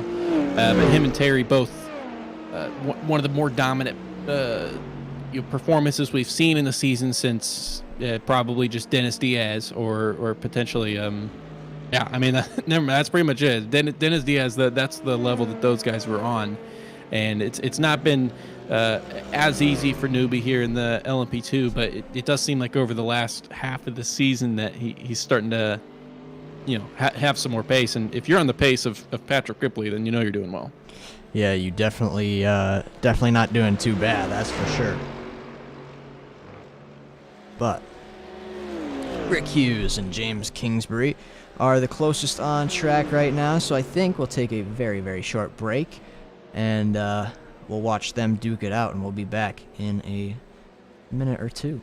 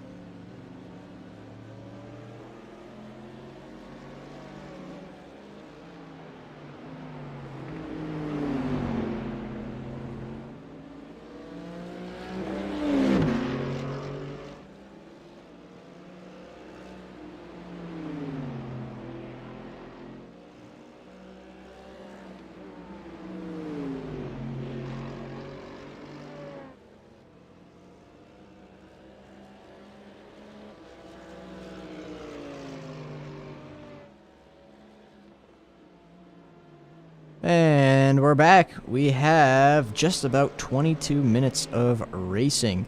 And right now we've got two battles on track that I can see. We've got Rick Hughes and James Kingsbury that's been ongoing as leader Nick Terrell is about to pass them, lap them. And then Tyler Langenberg and Andrew Nary. So Nary can cost Tyler Langenberg some more of those crucial points that he needs so very badly. Terry Kyber Jr. though, Mark Dillon Jr. as well caught up in this. Coming down the long straight into the carousel, Richard Curry, and sends it there on John Kelly.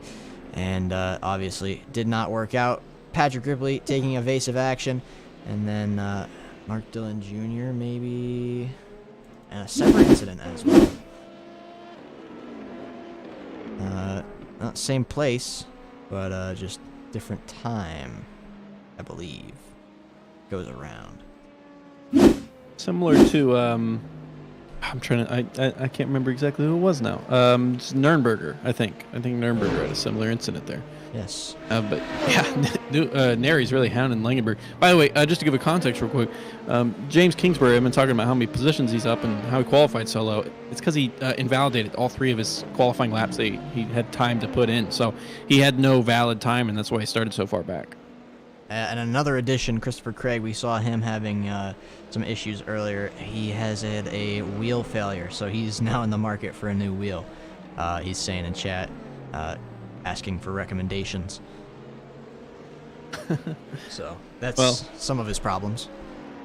Yeah, and continuing, speaking of problems, Zach Nürnberger there, connection dropped from the session, so he's out of the race as well. Unfortunately, of course, he after that incident coming back out of the boot, he was pretty far down, but just got knocked out of the session from internet. Always not fun to be kicked out by your Wi-Fi. I'm all too familiar with that, but at the end of the day, there's not a lot you can do about it. Kingsbury definitely not getting super aggressive trying to make a move yet, but you know he has to eventually. They still both have to come in for their second pit. A couple guys who were ahead of them already have in Real and Bell. They've already done their second pit, so that would explain why they're in second and third right now, but still running well. It would. Andrew Nary really hounding Tyler Langenberg. Wow, look at that. He's not letting up. Paul Boyle just coming out of his final pit now. No black flag, no mistakes, nothing to artificially take him out of this race. It's now just going to be driving it to the end. Yes, and praying that his internet does him well. Andrew Nary with a little slide there. As we saw him get disconnected at Spa, which would have been a drop week anyways because he had a little incident that cost him some damage, but he could have maybe climbed back a little bit and not been as low in the standings that day.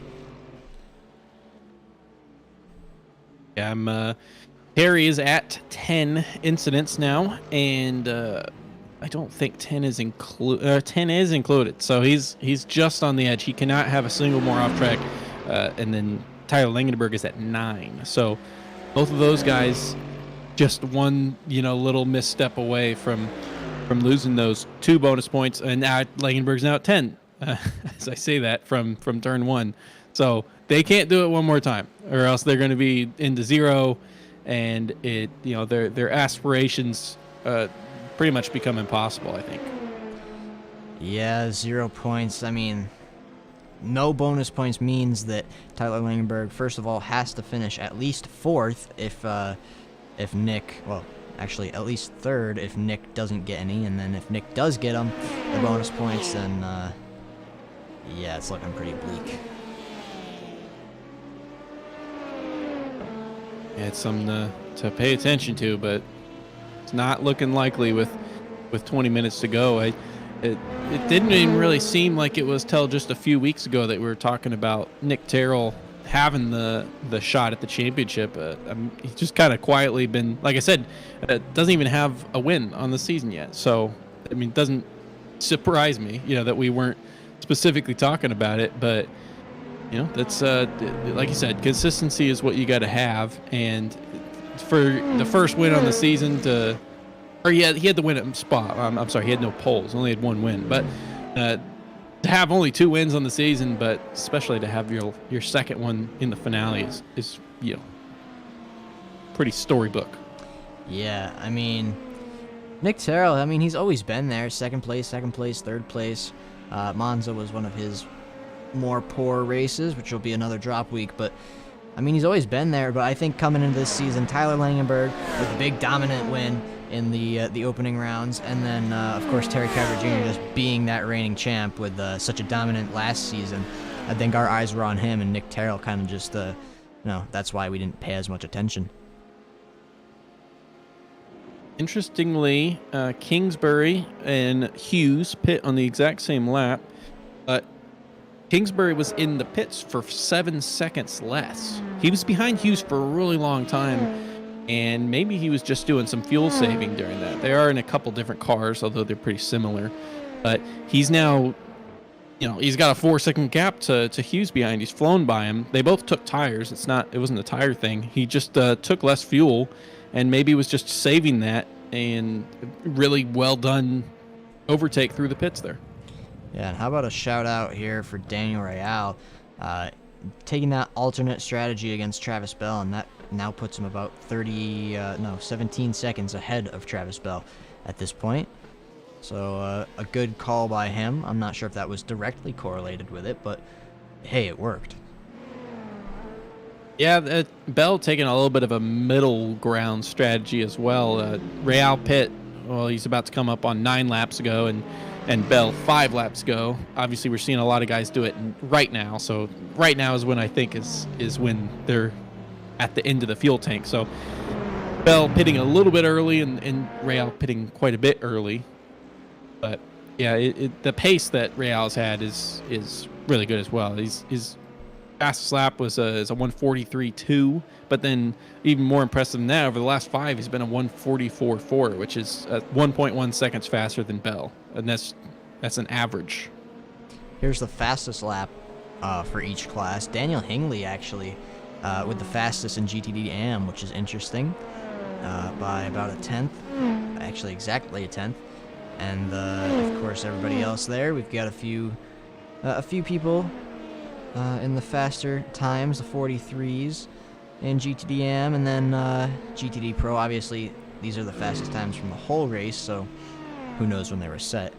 And Paul Boyle, one of 2 people in the 42s, and then Nick Terrell, of course, one of 3 people in LMP2. Yeah, Hingley is in 7th place and only down 2 overall from where he started, despite the fact that he has had to do 3 pit stops. I mean, he's the only guy running in this race right now that's had to do 3. Everyone else, has done 2. He had that early incident that took him off the pit schedule, and despite that, still not really, running that bad. He's clearly doing it with pace to try to make up for the early incident that's kind of threw him off in this race. Yeah, he's definitely putting that work in. Yeah, McCloy's looking really strong on the back of Terry right now. Yeah, as we can see him, as the camera goes behind the trees, he's about 3/10 behind. He's got some slipstream, but I guess he's not going to stay in it coming down the straight. It's not the biggest straight, so not the biggest deal either. And I think his next best chance will probably be into turn 1. Unless he can really nail the corner exit here. You can kind of slip up there sometimes. Yeah, he's just had so much pace. Right? I mean, it's almost he missed the Daytona race, and the couple of races before that, he scored 26 and 32 points respectively in those first 2 weeks. Missed Daytona, and then just something, he flipped the switch after that and scored 46, 36, 38, 40, and then currently running in 4th right now, which would give him another 40 points. So trying to get 3rd, which would be 43. I mean, in a really, really competitive LMP2 field, has become really quick in the last part of this season. Yeah, that's what you want. Obviously, the latter half of the season, you've already missed a lot of a lot of valuable points. But hey, if you're not competing for the championship, at least you Oh, can look at that move. you get some good good results. Yeah, but very brave for Mr. McCloy there, getting past Mr. Terry Calger Jr. It's a little easier with the downforce on those cars, but that taking the outside is still not easy, and it takes a lot of bravery to not be worried about understeering into that wall. So we'll see if he's able to maintain the position, or if it's going to be a bit of a yo-yo affair. Yeah, I mean, he doesn't have much to lose here. I mean, he loses the podium, but he's not in any real championship, like, high position battle right now. Terry Calger Jr., I think with his incident points, he's also out of the third place running. If At least where he's running, he could win and then would be able to do it, but he's a bit off from that now. Don McCloy, though, he is sixth, and technically, it's not going to happen because this is a decent result for Calgary today, but technically was coming in into the race, was able to hop Terry for fourth place and hop Nürnberger as well, which with Nürnberger's retirement from the race, and well, obviously McCloy was running ahead of him before the retirement as James Kingsbury lets the two by. He probably was going to hop him, so McCloy is going to move up to fifth. Yeah, here goes Terry Calger Jr., though, trying to revert that move made just a lap ago, and he's going to do it without much contest. They're well done. Again, utilizing the full length of that straight there. The bus stop would make a couple tight battles, that's for sure. A couple side-by-sides that have to get sorted out, but we're still seeing some good passing. For sure. Now, Travis Bell, it's not looking like we're going to get to talk to him after being champion. He's going to finish third place as it stands. Yeah, if he finishes here, he'll be top four in every race. Wasn't able to do a podium in every race after he got fourth place in Fuji last week. The championship was already sealed up, so he was just trying to keep that streak going. Was just on the outside of that. Yeah, top four is not too bad for a first season with us here. And, of course, a championship's not too bad either. Yeah, it looks like late in this race, Paletti has... I mean, you know, he's 18 seconds back from Claybaugh. If we're going to be looking at the overall field, he's made his way past Jeff McDonald, Jeff McDonald now sitting there first in the AMs, but fourth overall for the GT3s. And unfortunately, the GTD Pros, it looks like for these last 9 minutes, it's all wrapped up. I mean, unless something really big happened, which, I mean, to be fair, last time we said about GTD Pros, I believe it was Paletti that got like a drive-through penalty or just Claybaugh. One of the two did. But as far as on track, there's nothing that's going to happen now. It's 11 seconds between 1 and 2 and 18 between 2 and 3. Yeah, I mean, if we want to talk about not a lot of action on track in this race, no position change for GTD Pro. LMP2, the top four have all stayed in the same spot. They did kind of come out of order for a little bit, but they're back in that same starting position. And then, of course, GTD AM has been a wonderful source of on-track action. Yeah, and it's still been, it's been a really strong race for Josh Doty as well, who, we talk about the Doge squad guys being there in first, second, third, running fourth, which, I mean, it's happened a lot, but usually it's further off the pace, and he's only 4 seconds off the back, and the only AM that he's behind is Jeff McDonald. So he is running fourth, but he's in fifth overall for the GT3 class. Yeah, I mean, that's not too bad. Not too bad at all. Taking a look here to see, Langenberg and Calger are both out of the bonus point range. Calger must have gotten an incident there because he actually has some damage to the front left of the car. Well, here comes McCloy. He's way ahead by the time they're in the corner. Calger and Real made contact there in the final corner. Oh boy. Look how rough they're being, though. McCloy and Calger going at it. Luckily, Calger can kind of fend them off going into the left-hander there. But that was pretty scary if you're Don McCloy. He was way on the outside of the limit there. These guys are giving each other a run for their money, that's for sure. They sure are, and we'd love to see it. We have 7 minutes of racing left in this season. It's coming to an end faster than it really feels like. Unfortunately, we're not going to see a lot shaken out here. But, you know, by the way, also just to run the numbers for you, the battle that we're looking at right now with Paletti and Claybaugh as far as in the standings, you know, Paletti had the safety point bonus. Well, coming into the race, it was a 8-point difference. As it stands, I mean, Claybaugh's finished in second, first, third, second, second. So, I mean, technically a second place is another drop week for him. And he would be getting 2 bonus points still, or 3 bonus points right now.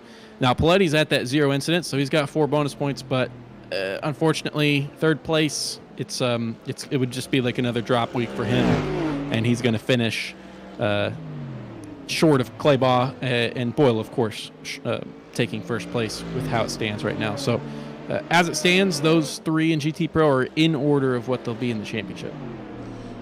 Yeah, so coming down 5 minutes left of racing here, and it's been nothing short of a wonderful season from everybody. Lots of clean racing, strong racing, competitive racing, and really a joy to watch. Yeah, the LMP2 edition has been an adjustment, and I think a lot of guys have done well with it, and it helps create a new ripple to the race rather than just being able to put in fast laps. You know, dealing with traffic is its own skill, and it also, I mean, you know, it to be frankly, or you know, to be completely honest as well. I mean, when you're in the car in a single make race and you've got a big gap in front and behind, it can get really boring. But when you're in a multi-class race, at least if you're not near someone that you're trying to compete with, you're always dealing with lap traffic, whether you're the lapping guy or you're getting lapped by a faster car. It just it's more engaging. I think people enjoy it more, and I think that's why we have more participation as well. Yeah, Langenberg's car a little beat up looking there, but yeah, I think the LMP2 definitely draws more numbers. I mean, last season we had what 30 cars max. Well, not 30, but in the 30s. Low 40s, and round 1 here we had 55 cars, so it definitely brings people in. The broadcast brings people in. It's a great league. If you're not part of the league and you want to race with us, all the information is down in the description of this broadcast. Very sporting by Vihil that we just saw there on the screen. Went wide in that second to last corner, and I mean, you know, based on iRacing rules, probably could have tried to stay in front, but knew that he was maintaining that position with an advantage off the track, and gave the spot to Langenberg there. Yes, indeed. So coming down to looking like 2 laps to go. Oh, and actually, Terrell crossing the line right now. So with about a minute 30 for a lap, that's 3 minutes is 2, and yeah, that's actually going to come really close. it might be 3 laps if Terrell doesn't get some pep in his step. Now, I mean, does he want to slow down just a tiny bit and maybe knock off that extra lap? Would that help him? Yeah, I mean, the cars are definitely slowed down. I mean, you can see they're the fastest time, which up there, that is Nick Terrell's time. They're running like over 2 seconds off that at this point now. Yeah, the end of the tires and the track has definitely changed from when it was just the beginning of the race. So, no surprise there, really.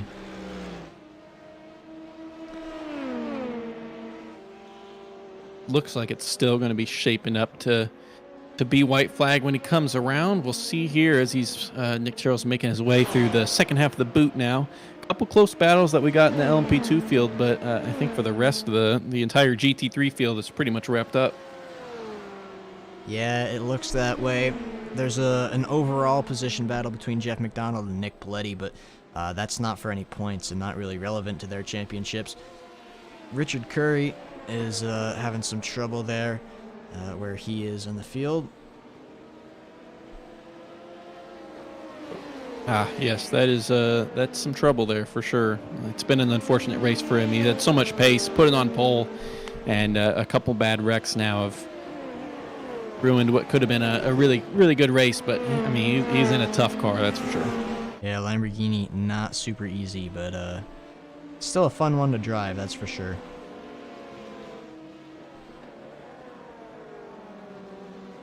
All right, so Terrell has gone around again.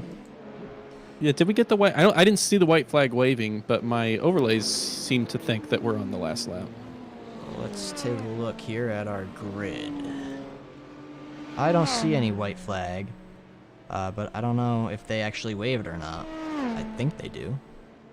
I don't know if they do it. They do before. They have before. I don't know if it's every single track. I did not see them waving, but this may be the last lap. I guess we'll see. Find out in just a second here. Nick Terrell is in the boot right now. He's got about 4 more corners until he might be champion, or he might have to go around another time. But a wonderful season from the man here, and you know, he deserves this championship a lot. I think it's his first, if not his second championship. He's really dominant, really fast, clean, a wonderful racer, and it's been a great season to watch him. But they're going to go around again. That's for sure, I think. It's going to be close. 5 seconds. Yeah, they're going around again. All right, white flag is waving now. He crosses the line with less than a second. So, all right, one more. I'll restart my monologue in about a lap's time. But this is the battle on track right now. Andrew Neri and Tyler Langenberg going at it. And Vahil in front, too. And Vahil in front as well. It's going to be a nice little finish for LMP2 to round out the season. Maybe a photo finish like we've had in weeks past. That'd be fun. But a really solid season from everybody here. Really great adjusting to the new format, and solid season overall.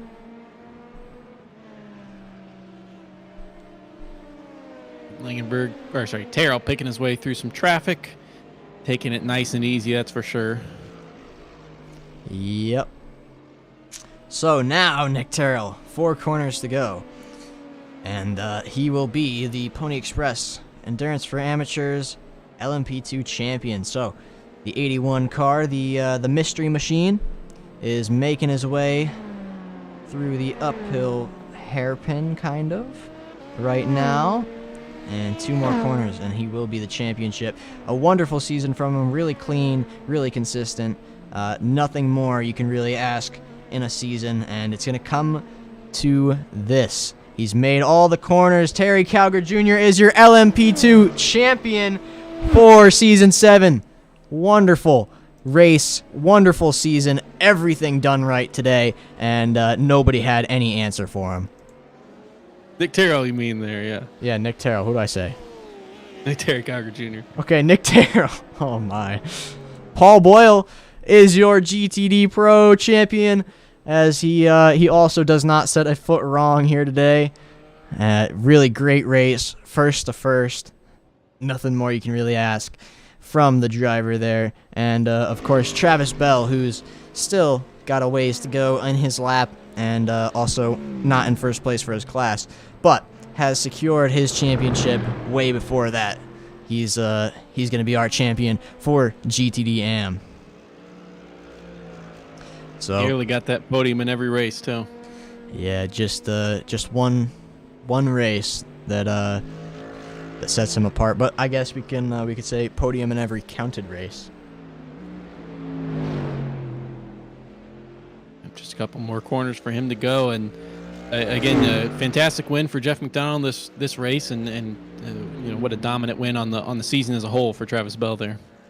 Yeah, just great showing up his first season with us, and he'll be very well off next season with the pace that he's shown. I mean, he's racing against the pros every time, so really great. Travis Bell, GTD AM champion. So just a few more people to come across the line now. James Kingsbury is, I believe, the last. As here he goes. Nick Terrell is doing some celebration here. Not Terry Calgary Jr., Nick Terrell, with his victory donuts. So congratulations. I think we're going to see some down here as well. Paul Boyle. Oh, the Doge Squad boys lining up for some photo ops. All right. So let us take a look at our results for the night. What a race. So in LMP2, Nick Terrell is your champion, and he's your race winner. Just a wonderful race from him. Then Patrick Ripley's in second, Terry Calgary Jr. is in third, Don McCloy in fourth, Paul Wildridge in fifth, Adrian Garcia-Vahil in sixth, Tyler Langenberg in seventh, then Andrew Neri, Christopher Newby, Keith Roycroft, Mark Dillon Jr., Zach Nurenberger, and Brad McCombs. Our GTD Pro results are Paul Boyle, our season champion after winning this race, followed by Aaron Claybaugh finishing second in the season, and Nick Paletti finishing third. Those guys followed by Josh Doty, Steve Kube, and Craig Willis. And GTD AM. Jeff McDonald is the winner of the race tonight. Daniel Rayal follows him, and then the champion, Travis Bell, in third. James Kingsbury finishes fourth, ahead of John Kelly, Rick Hughes, Daniel Hingley, Angel Jarena, Richard Curry, Dan Coleman, Atticus Middleton, James Foreman, Leonardo Elijah, Ryan Jeevan, Kenneth Stanley, Christopher Craig, and then Daniel Barnett. And that's it. Fits nicely on a page. So, oh, perfect amount. What a race that was. We have 3 champions here tonight. We can take a look. Travis Bell is our wonderful GTD AM champion, and we've got Paul Boyle as our GTD Pro champion, and then of course Nick Terrell is our LMP2 champion. What a wonderful season from everybody. Let's get into some interviews. How about that? Yeah, we they're in their cars right now, but we do have both the top 2 Doge Squad guys. So while they're doing their formation running, I'm gonna bring in our second place finisher, Aaron Claybaugh. Oh, that was a little clumsy there. Here's Aaron Claybaugh. Aaron, you getting me in the booth? Yeah, I got you. Well, it was a season where, believe it or not, this second place finish is one of your drop weeks, but still finishing second in the overall standings. I mean, you did pretty much everything you could there. Had some really close battling in the first part of that race. What was your answer to Paul in the first 30 minutes that we had, and then what happened in the last part of the race where that started to go away? Yeah, I'm sitting here scratching my head. He just got faster, and those last 30 minutes, I just kind of relaxed, and I was like, well, I ain't catching him. It was good to have pace at the beginning. I actually thought for that first stint I had a little bit more pace than him, but after this pit stops, it was like he turned it up another level. And this one kind of hurts because this is like my track that always really treats me well, and I know it was a good season, and we're second in the points, and I think besides Monza had a podium overall in every race, so it's a good season, and congrats to Paul on the championship, but this one hurts. Well, actually you did podium at Monza still. I know you had the incident during that, but you still finished third in that race actually.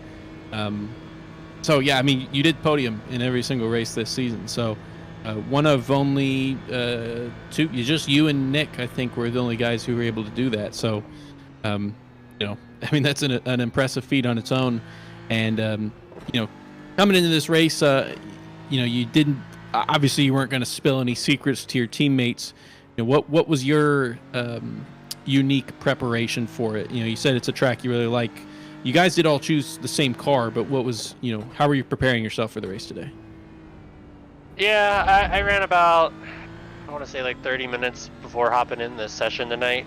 Tried the Ferrari and Beamer out, and immediately it was clear the BMW was just miles ahead. And I've kind of flip-flopped the last couple times here. I know I've run a Beamer here and had success. I've run a Ferrari, I've run a Porsche.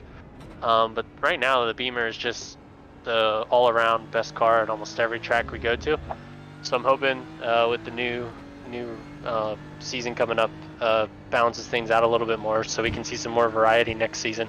Because there's a lot more fun that you can have in some of the other GT3 cars. Like the Audi was a blast to drive at Road America, but just not really viable at a lot of other tracks.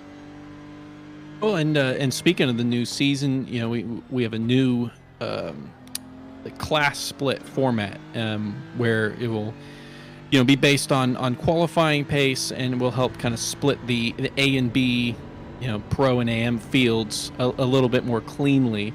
I mean, obviously the small field for GT Pro and all three of you guys running really close made for its own exciting storylines, but I know a guy as competitive as you is certainly not against having more guys in your class. So, you know, are you looking forward to the new format that we've got coming next season? Oh yeah. I'll be honest. Ever since Mark kind of brought up the idea and announced it, I've kind of been racing these races as if, you know, that's in effect, which has made it a little bit more fun. So I've been racing the AM guys pretty hard because they're going to count for points next season when we're racing. And I'm really looking forward to racing with some of the AM guys that have been really strong this season, like Jeff, Travis. Trying to think, there's been a couple others. Richard Curry was also really strong. So yeah, really looking forward to racing with those guys next season with a lot more on the line. Well, it was an impressive second place finish in this race. Second place finish for the championship. Did you have any sponsors or people you wanted to shout out? Well, obviously my team has been a huge help this season. So thank you, Nick and Paul. Want to thank my wife for letting me do this. We're expecting in June, so things are going to get a little bit more crazy here, but really thankful that she lets me do this every Wednesday night.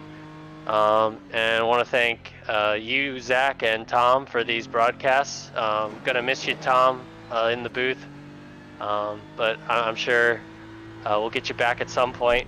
I hope.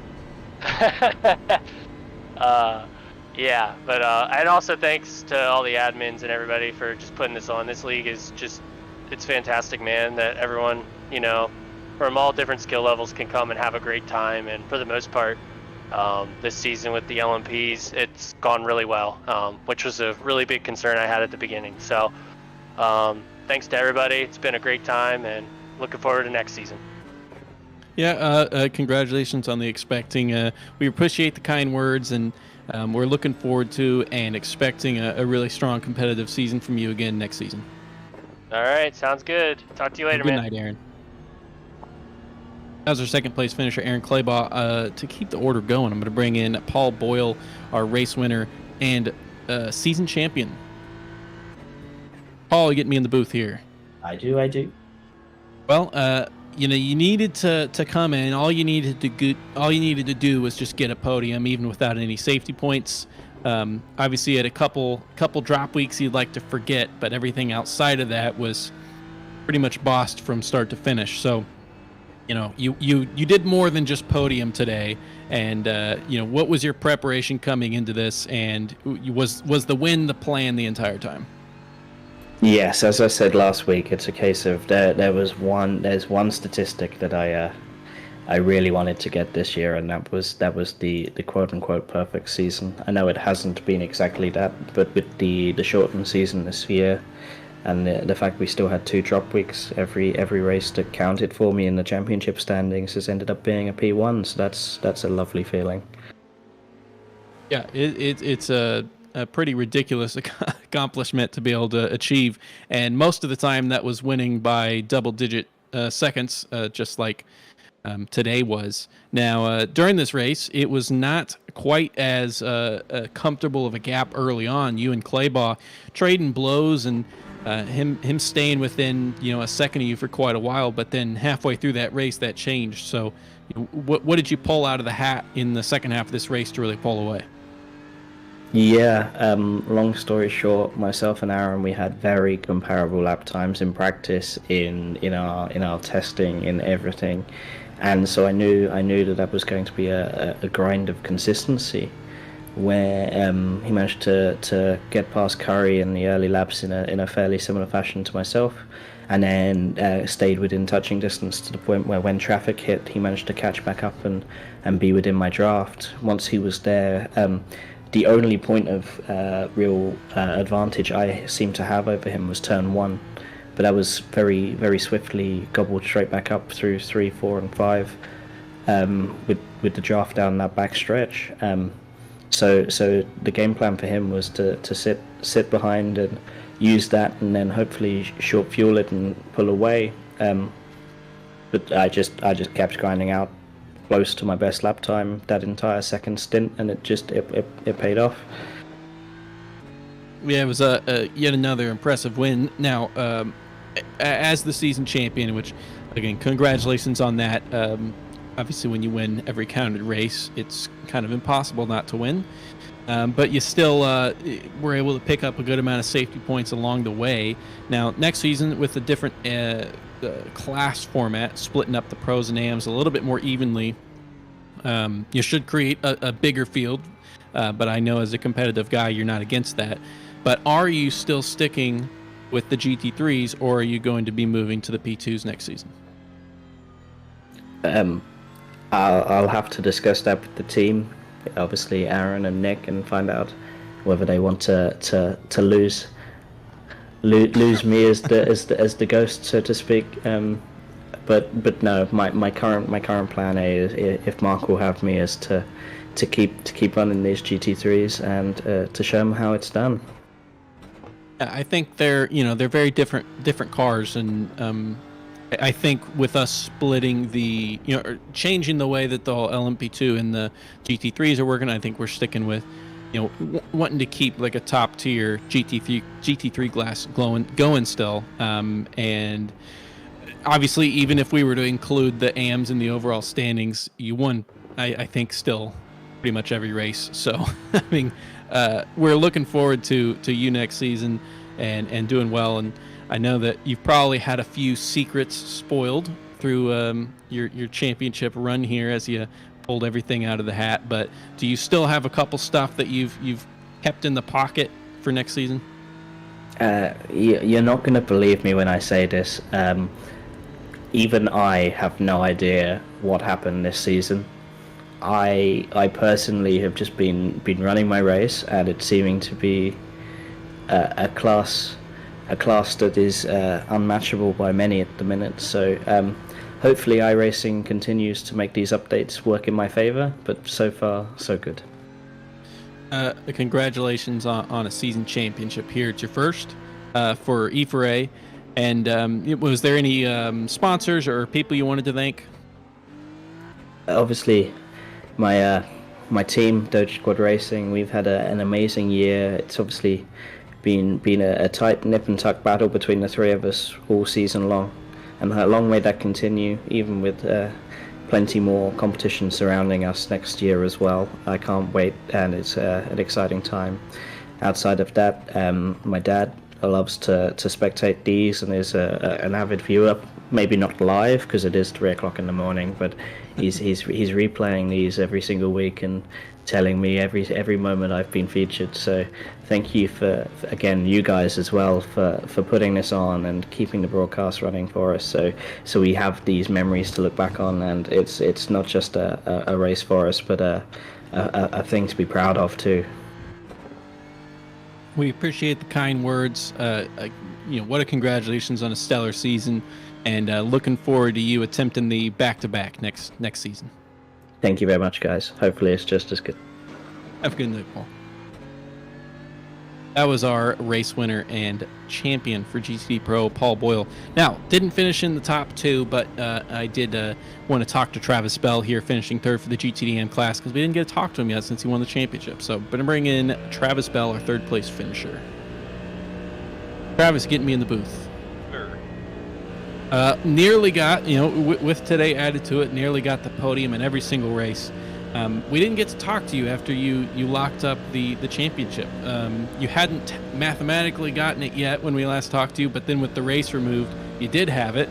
But then you weren't in the top 2 last week. So this is our first time talking to you about it. Congratulations on a season 1 and first season with the league, and then won it by so much you didn't even have to worry about anything for these last 2 races. Yeah, thank you. I appreciate everyone putting it on, and you and Tom hosting the broadcast, and Mark for really putting it all on. It's been great. I've had a lot of fun. Didn't know where it was going to be when I started. I did the season test race at Fuji, and there wasn't as many people in there. It was only like 10 or 15 GT3 cars, and so it didn't exactly give me a true placement. But I guess consistency was just the name of the game. Got me the win.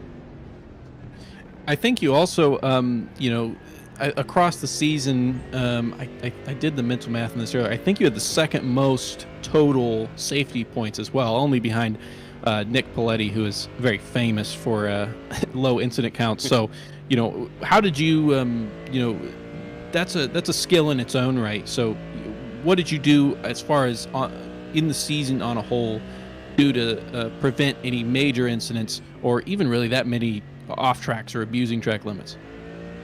Mostly just trying to stay focused.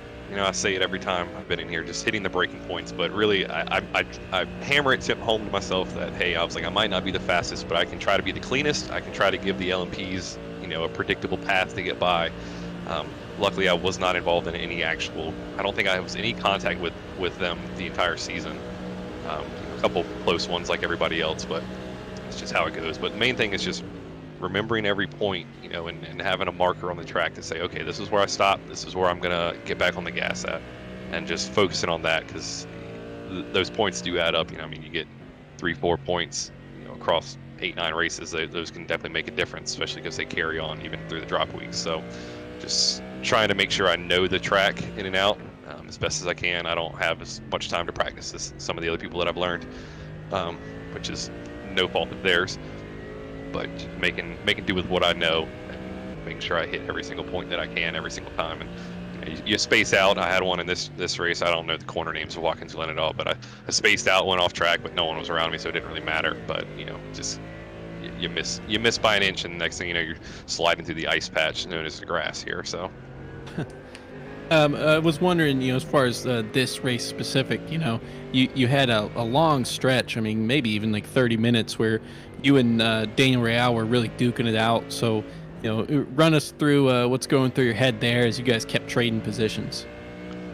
Yeah, that was fun in the first stint. We traded spots and went back and forth a handful of times, and I forget who was behind me. He ended up wrecking out through the S's. I can't remember who it was, but he was behind me in stint 1, putting the pressure on as well. And it was fun. The Mercedes definitely seemed to fall off in the latter half of the tires there. I know Jeff McDonald was running it too, so I can't really excuse that call it a slow car or anything this time, because he was absolutely lightning out there. But it seemed to fall off for me.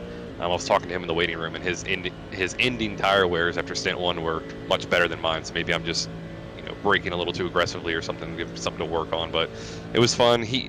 Daniel Real pitted for me. He did a shorter stint, and he came out, and I think it just came out advantageous in his right, because he ended up being ahead of me. And then after the second stop, I got caught up in an accident, had to brake, and lost 5, 6, 7 seconds to him. So just kind of settled into the groove in the latter half of the race there, and just like I said, it didn't exactly matter. Obviously, I'd love to finish as high as I can, but nothing wrong with a third place podium. So with the format next season for the classes changing up just a little bit to try to even out the size, and LMP2 will be getting their own Pro and Am as well. Are you still looking to stick with the GT3 cars, or are you wanting to do the P2s next season? I've never driven the P2. I bought it a couple weeks ago. Haven't ever driven it, so don't really know yet. Haven't decided. We'll have to figure it out here in the next week or so. See what comes of it. I'm gonna miss the first race and be out of town, unfortunately. So I'll feel like I'm down on the back foot. But even with the drop weeks, I guess when you just see a blank spot in the first category, it's gonna feel like you're behind significantly. So we'll see how that turns out. It takes a while for that to make you feel good. But again, congratulations on this season. Didn't even have a bad race, just fourth place was the worst that happened. So yeah, I was coming off being sick that week, and I guess it was last week, and my head was just not in it. I did not get to practice until the day of when my fever broke, so I just was not in it. So I was still happy with where I finished. So. Well, I've raced sick before, and I was like dead last, so better than I could do. Anybody you want to thank on the sponsors or people you wanted to thank with this championship season? Like I said, I want to thank Mark for putting it on. You two for hosting it every week. I've had a few people watch. I know you've seen them in and out of the chat over the weeks, and they are like, "Man, that's pretty cool. Didn't know this was even a thing. Didn't know sim racing was this big, and that there was enough of a demand for to have like a legit broadcast going." So they all thought that was really cool. So I appreciate that, and appreciate the Alien Awards for sponsoring it. I'm looking forward to having a little plaque in the house to bother my girl with. So gonna be good there. Yeah, they're cool awards again. We appreciate the kind words, and yeah, those cool trophies. We'll be showing some pictures of them when we get some pics when we get it next season, and show people what they're getting. And congratulations on the championship. Won it 2 weeks ago, but we just haven't been able to talk to you yet. And looking forward to whatever you decide to run next season. All right, man. Thank you. Have a good night, Travis. Too. Dan Real not in the booth. Congratulations on second, but looks like he's not here for. To be fair, he is there across the pond, so he may be in bed. But we're gonna bring in our race winner, Jeff McDonald, finishing second in the championship. Jeff, get me in the booth here. You guys, how you doing? We're doing great. That was I can't be as good as you, I don't think. That was, you've had a pretty good string of races here now. It started out, you missed Daytona, obviously, Billy Joel taking you away, and then Le Mans didn't go exactly how you wanted. But now you've won Spa with 4 bonus points. You won Fuji with 3 bonus points, and now you just won Watkins Glen with 3 bonus points. So, what's been the catalyst for this, last season stretch here? I think really the toughest part about it is getting enough time to do the testing that I need to, because the cars have been so different every week. But that's also been the bonus is I'm putting in so many more laps in testing that I've been able to really refine, how I'm driving the car. I've gotten better at deciding where I want to put the car and then executing that instead of just thinking about where I want it and hope it's going to go there. You know what I mean? I've been able to really drive the car the way I want to drive it. And because of the different feel of all those cars, it's kind of helped refine my style of driving a little bit, but it's also made it harder to pick the right one, because if I've won 4 races this season, but all 4 of them were in different cars. So it's just been the car that matches the track for the week, really, but it's caused me to do so much more testing, first of all to find the car, and then you got to spend a little time with it trying to figure out what its characteristics are through a full fuel run, and that type of thing. So I've put in a lot of laps this season in practice just by necessity, and it's really just turned into what happened this season. But I'm fully prepared to move up and get my ass kicked next season. Well, that's what I was going to bring up next was, you won the AM class by a lot, but you had some good, close racing that you had with Claiborne Paletti, and you've had that for a lot of this season as well. With the new system of classification, should be more evenly sized fields and more appropriately sorted fields. So, it's going to be a tougher challenge, but are you looking forward to? Obviously you have to qualify up there, but we've seen your qualifying pace. I think it's probably a foregone conclusion that you'll be in that top 35% at least once in the first few races. Are you looking forward to actually racing those guys for points? I am. I've kind of just had it in the back of my mind, the better part of this season, especially once I got the first win, thinking about I didn't think I'd be able to run with those guys, and then having the overall win.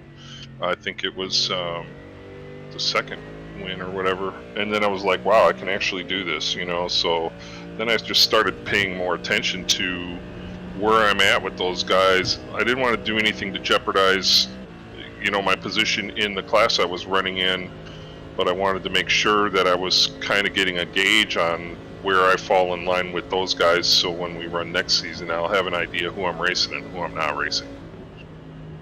Well, I think we can definitely expect you racing at the front. Now, I did have also a question. For the this last week you had a new paint scheme for your car there. What was the new paint for? Well, I was going to put the wire on there for you guys because you seem to like that so much when I started. It's actually the same or similar paint scheme to the Mercedes I ran with the wire on it.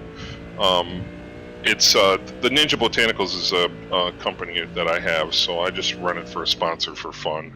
And I like the neon green. It's part of the colors of my company, so and it's so easy to see on the track that when you're watching the video playback, you can see where you're at if you're anywhere in the shot and what's going on. So really just fun as far as that goes. It's nothing in particular that I have to have, but I like it. And like the season before, I think I drove a candy red one with green letters type of thing, so I might change it up with the overall color, but it'll be a similar design most often, unless I'm running something I haven't painted. But I think I got them all painted now after using them all this season. So yeah.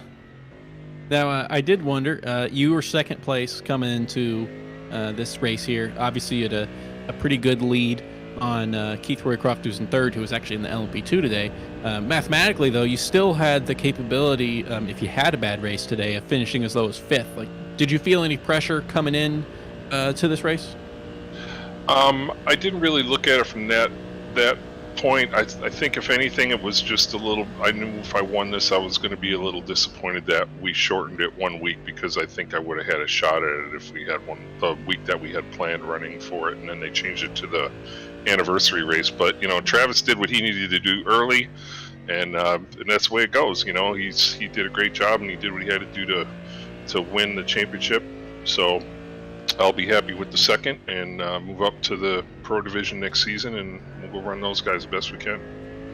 Yeah, we got a couple weeks off, but you're certainly one of the hottest drivers right now in consistency and pace. So we're looking forward to you competing there at the top. Thanks for showing us some good racing, Jeff. You have a good night. All right, thanks guys so much again for the broadcast. It's the best part of my week. So we'll talk to you soon. Appreciate it. That was Jeff McDonald there. Now we do have our two guys finishing first and second up there. They're in the. I'm gonna go ahead and pull them. They're probably in the middle of a conversation, but let's get these interviews. We're gonna bring in second place finisher Patrick Ripley. Patrick, you getting me in the booth here? Hey guys, how you doing? Doing good. You of course as a part-time competitor, you can get in and mix things up a little bit and throw some wrenches in the works. What was the plan coming into this race? Were you gunning for the win? Were you talking to Nick? Were you going to work together? What was the preparation for that? You don't go show up to races to not win the race, right? So I think I just came in. I didn't want to have a repeat of Spa last week or whatever that was 2 weeks ago. So I just figured I'd come in, stay clean, and if I was there at the end, maybe try and make a move for it. But I knew these guys were racing for the championship, and just wanted to keep it clean. Now you had the fastest lap in practice by quite a lot. Qualified very close to Nick Terrell there in the qualifying session by just 100th, I think. Starting second, you had lost a couple positions early, but made your way back up to second place. How did you? What was the recovery like from the very start of that race? So I actually I blew my pit stop. I came in, and I went to change left sides. Car dropped, and it went back up on the air jacks to change the right side. So I lost, a good 10 seconds there. But I ended up trying to play the pit strategy game. As soon as that last window opened, with tire wear so bad, I took 4 tires, see if I could beat anybody out because later in the stint take less fuel. Maybe you're only taking 2 left sides, so I thought some new rubber would have really been helpful, and it turns out it was. It's another race where we've seen you just to show up and still, be really fast. Of course, you won at Road America and second place here. Now we have to wonder. Obviously, you're a busy guy. Is next season looking to shape up to be kind of a similar thing on where it's a part-time basis? Yeah, I think from here on out, it's going to be mostly part-time stuff. I love coming back in here and running with these guys. So any chance I get, I try and get on. Now, I have to with that race, especially at the end, you were catching up to Nick quite a lot. Now, obviously, he had a little bit of just survival to do, but was it some extra not literal, but symbolic extra gas you had in the tank at the end of that race? Well, at the end of the race, it wasn't so much catching Nick as getting away from Terry. I mean, he was closing in fast with Don. And I knew if he caught me, that was 2 spots because I was running out of tire. So. Well, with a few appearances this season, still had a lot of impressive showings. Was there any, I mean, I'm sure you've got a couple people you'd like to shout out, but do you have any sponsors or people you want to shout out, from the season and continuing on? It's hard not to thank Mark and the whole group for putting these events on, and they do a really good job for us week in, week out. I want to thank you guys. It's going to be sad. You're going to lose your counterpart at the end of this, but it's a good event, and you can't thank enough people in one sitting. So. Well, we really appreciate the kind words. Congratulations on a second place there, and we're looking forward to some more highlight celebrity appearances for you in the future. Yep. See you guys down the road. Have a good night, Patrick. Thanks. Now I'm going to bring in our race winner and championship winner, Nick Terrell. Nick, you getting me in the booth? I am. Well, you knew you coming in. You knew actually just a few minutes after last week's race, as you had already calculated, you had a 7-point buffer that you needed to overcome. Now, you did that and more. Obviously, the win wasn't necessary, and the 4-point safety point wasn't necessary, but you still did it anyway. How were you able to, despite the pressure that was on, still perform in this race to that level? Yeah, thankfully this is one of the tracks that I can, for the most part, kind of like almost like just pull out of the mental repository and start really kind of like running laps at a pretty decent tick, and just had to kind of do like the fine polishing over like the last few days. Like I got a little bit of practice in. I did like one AI race just to kind of see how tire wear was looking and let me kind of form what sort of pit strategy I was going to kind of keep in mind. And I didn't run a single 131 during any of my practice or anything. And then I jumped into practice tonight and saw several people in 131s, and I really thought I was in for it, and just knew I was going to have to give it hell on qualifying, just because I wanted to put as much pressure on anyone, however it did end up coming out. And luckily I got Patrick by a couple hundredths, and that P1 through 4 qualifying was like all within 400ths, 500ths. It was pretty intense. My heart was thumping pretty good the first several laps. I have to wonder, the storyline, of course, coming in was, how much you needed to win by. I'd run all these numbers, and luckily you didn't make it too hard for me trying to do any mental math. Finishing first and getting the safety points, pretty much you just needed to make sure that Tyler didn't finish second or third. That was obviously out of your control. So, I had hypothesized while we were during this race that's what you were looking at, like every single lap was where's Tyler Langenberg, what's the gap? Was that actually true, or were you ignoring it and just trying to run your own race? Oh, I was 100% aware of where Tyler was. Maybe not lap by lap. It was maybe about every 5 laps or so I'd look up, and especially as we were getting closer to pit cycling, because I figured he would probably do the 1/3 pit cycle strat, and I was kind of looking at his lap times whenever he first was coming out, and then comparing mine, and just seeing like the deltas between him to the car or two in front of him, the car or two behind him, and if I'd see anything like on my race lab, like start shifting around, I'd look to see if they were in the pits, and as we got about 2/3 or so through the race, and the second pit cycle was completing, and everyone was getting back out there.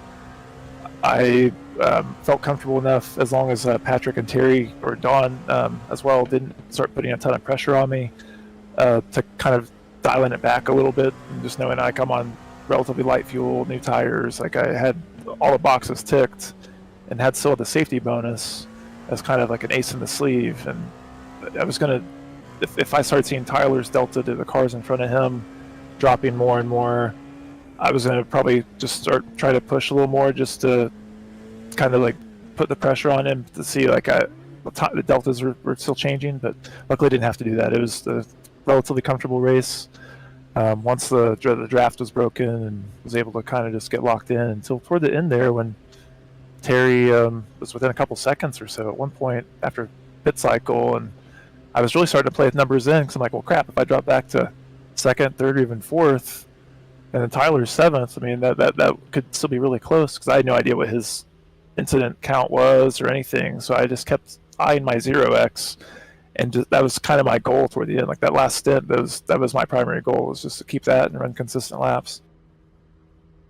Yeah, we had the luxury, of course, of getting live feedback on any sort of incidents. Now, my question is, as an observer, and I just wonder if you had the same kind of perspective. 8-race season, and halfway through the season, it kind of looked like it was just a foregone conclusion that Langenberg had kind of wrapped it up. I mean, he got first, second, first, and you were still second in points. But especially with the fact that we weren't sure if you'd be able to make every race, and just kind of how dominant he had looked at the start of the season, it from the third person perspective, it looked like, okay, he may run away with it here. Were you thinking that, or was this always in your mind as a possibility for the comeback? I had to keep pressure on, so even being a bridesmaid was still pretty good. Just only finishing 3 points or less. So my focus was generally on at least getting a safety point or two, knowing those would never fall off, and then just trying to finish within a position or two of him, and then just seeing whose drops would favor the other more. And then Lady Luck was on my side last week, I'll fully admit, with whoever decided to have a Wednesday fire alarm for him. That definitely swayed. It's almost like when you have the AWS percent calculators on the football games and stuff, or baseball games, and yeah, it was one of those deals that it drastically changed a little bit there. And that's when I started like kind of crunching the numbers, and I was like, it might be possible depending like how things go. And I was glad my math checked out. Was there any sort of different preparation you had coming into this race? Because this was of course, like you mentioned, it was very, very close at the front of the field. However, this was actually your first pole position of the season. Did you prepare for this race differently than you've done previous? I did an AI race session that I had pretty well tuned, similarly to how I've done other, like I set up like a roster that everyone has like a certain percentage and things like that. And I would usually just change the track to the time and track conditions, and 4x time accelerate, and set the start time on what I estimated the real start time to be, and just try to kind of mimic that. And I did only practice I did was just a single AI race. It was a 20-minute practice, 4-lap qualifying. I mean, it was pretty much the same as what we have here, and ended up doing all right with it. But I mean, with the AI and the way they hold up the traffic and everything, it was still kind of a coin toss in my mind, because I'm like, I don't know what these guys are going to be running. And then I had a kickball tonight, so I had to register for the race from my phone with TeamViewer from the parking lot to register in, and I started up like Race Labs so I could be collecting data and things like that, like as I was playing and getting home. So I get into the session, and I saw, like I said, they'd been running like low to mid 31s, and I was like, oh damn, like this is going to be one of those races that I'm just have to hope some stuff happens. And pulled that pole out of my. Well, that sounds bad to say. Pulled that pole time out of the deck. They're all worded a little differently. And yeah, I was happy to see it. I was glad to see no one had outdone it whenever I came back to my desk. That was podium number 6 on the season. So most podiums, second win, first pole, second fastest lap. With the season as well, you kept it exciting to the end, brought it down to the final race, and gave us a great show. Is there any sponsors or people you wanted to thank for this championship season? I'd like to thank Pony Express in general just for putting this on and being good coordinators and planners and stewards, and like always listening to positive and negative feedback and kind of being as democratically fair as you can get, sometimes having to make tough decisions and things like that. Of course, you and Tom, the broadcasting, it's maybe a thankless position at times. I hope many people have given you some donations and thanks through this season. I know Tom is supposedly leaving us after this season, but if he does decide to make some cameos here and there, it'd be good to hear. But yeah, I'd like to thank you all. I'd like to thank Lacey, my partner, significant other, all that, for being patient and tolerant for this hobby of ours. She's not so into it. She sat on my rig for about 20 minutes one time and was in motion sick for a little bit after, so it's definitely my hobby. She doesn't understand the interest so much, but I'm glad that she is good with the flexibility of us having our separate hobbies and time for all that good stuff. So yeah, I'm thankful to just have the opportunity to be here. Well, we appreciate the kind words, and congratulations on the championship and a perfect race as well. So we're looking forward to some more competition from you in the future, and seeing if you're able to back it up with 2 in a row. Yeah, indeed. Yeah, it was a good farewell for the season, and having the 0x at the end there is pretty nice. And not sure how many of the races I'll be able to make this next season, kickball and everything. It was just kind of all the pieces fell in place this season to where there was a long delay. We had like some weather that postponed some other games and stuff, and they have like a championship thing that runs, and it added like 6 weeks or so of time that I would have normally had some games, and it just worked out. Was able to hit all of our games. Like I actually skipped kickball last week just to be able to actually do the race here. It was the first one of the games I actually called out on in lieu of racing, but it was mainly to kind of see this through.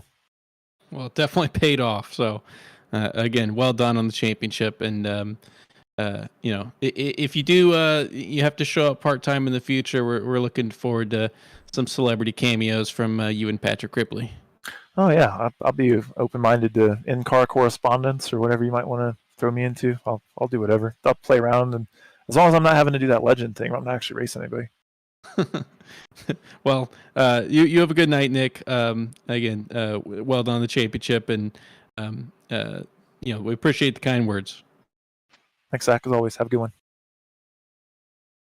That was our champion and race winner, Nick Terrell.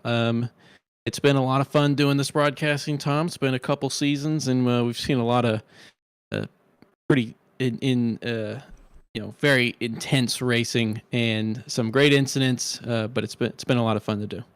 It has been a lot of fun. We did 13 races last season. We did 8 races this season, so we spent about 2,100 minutes just watching this race alone in the past 2 seasons. So that's, if we do the math, that's about 35 hours you and I have spent in this broadcast booth. So a shame that it's coming to an end for the foreseeable future. But it's been a lot of fun, and I hope we have as successful of a season next season with you and your co-host. So a great season from all of our champions, everybody all together, and I think with that brings season 7 of the AlienAwards.net Endurance for Amateurs series to a close.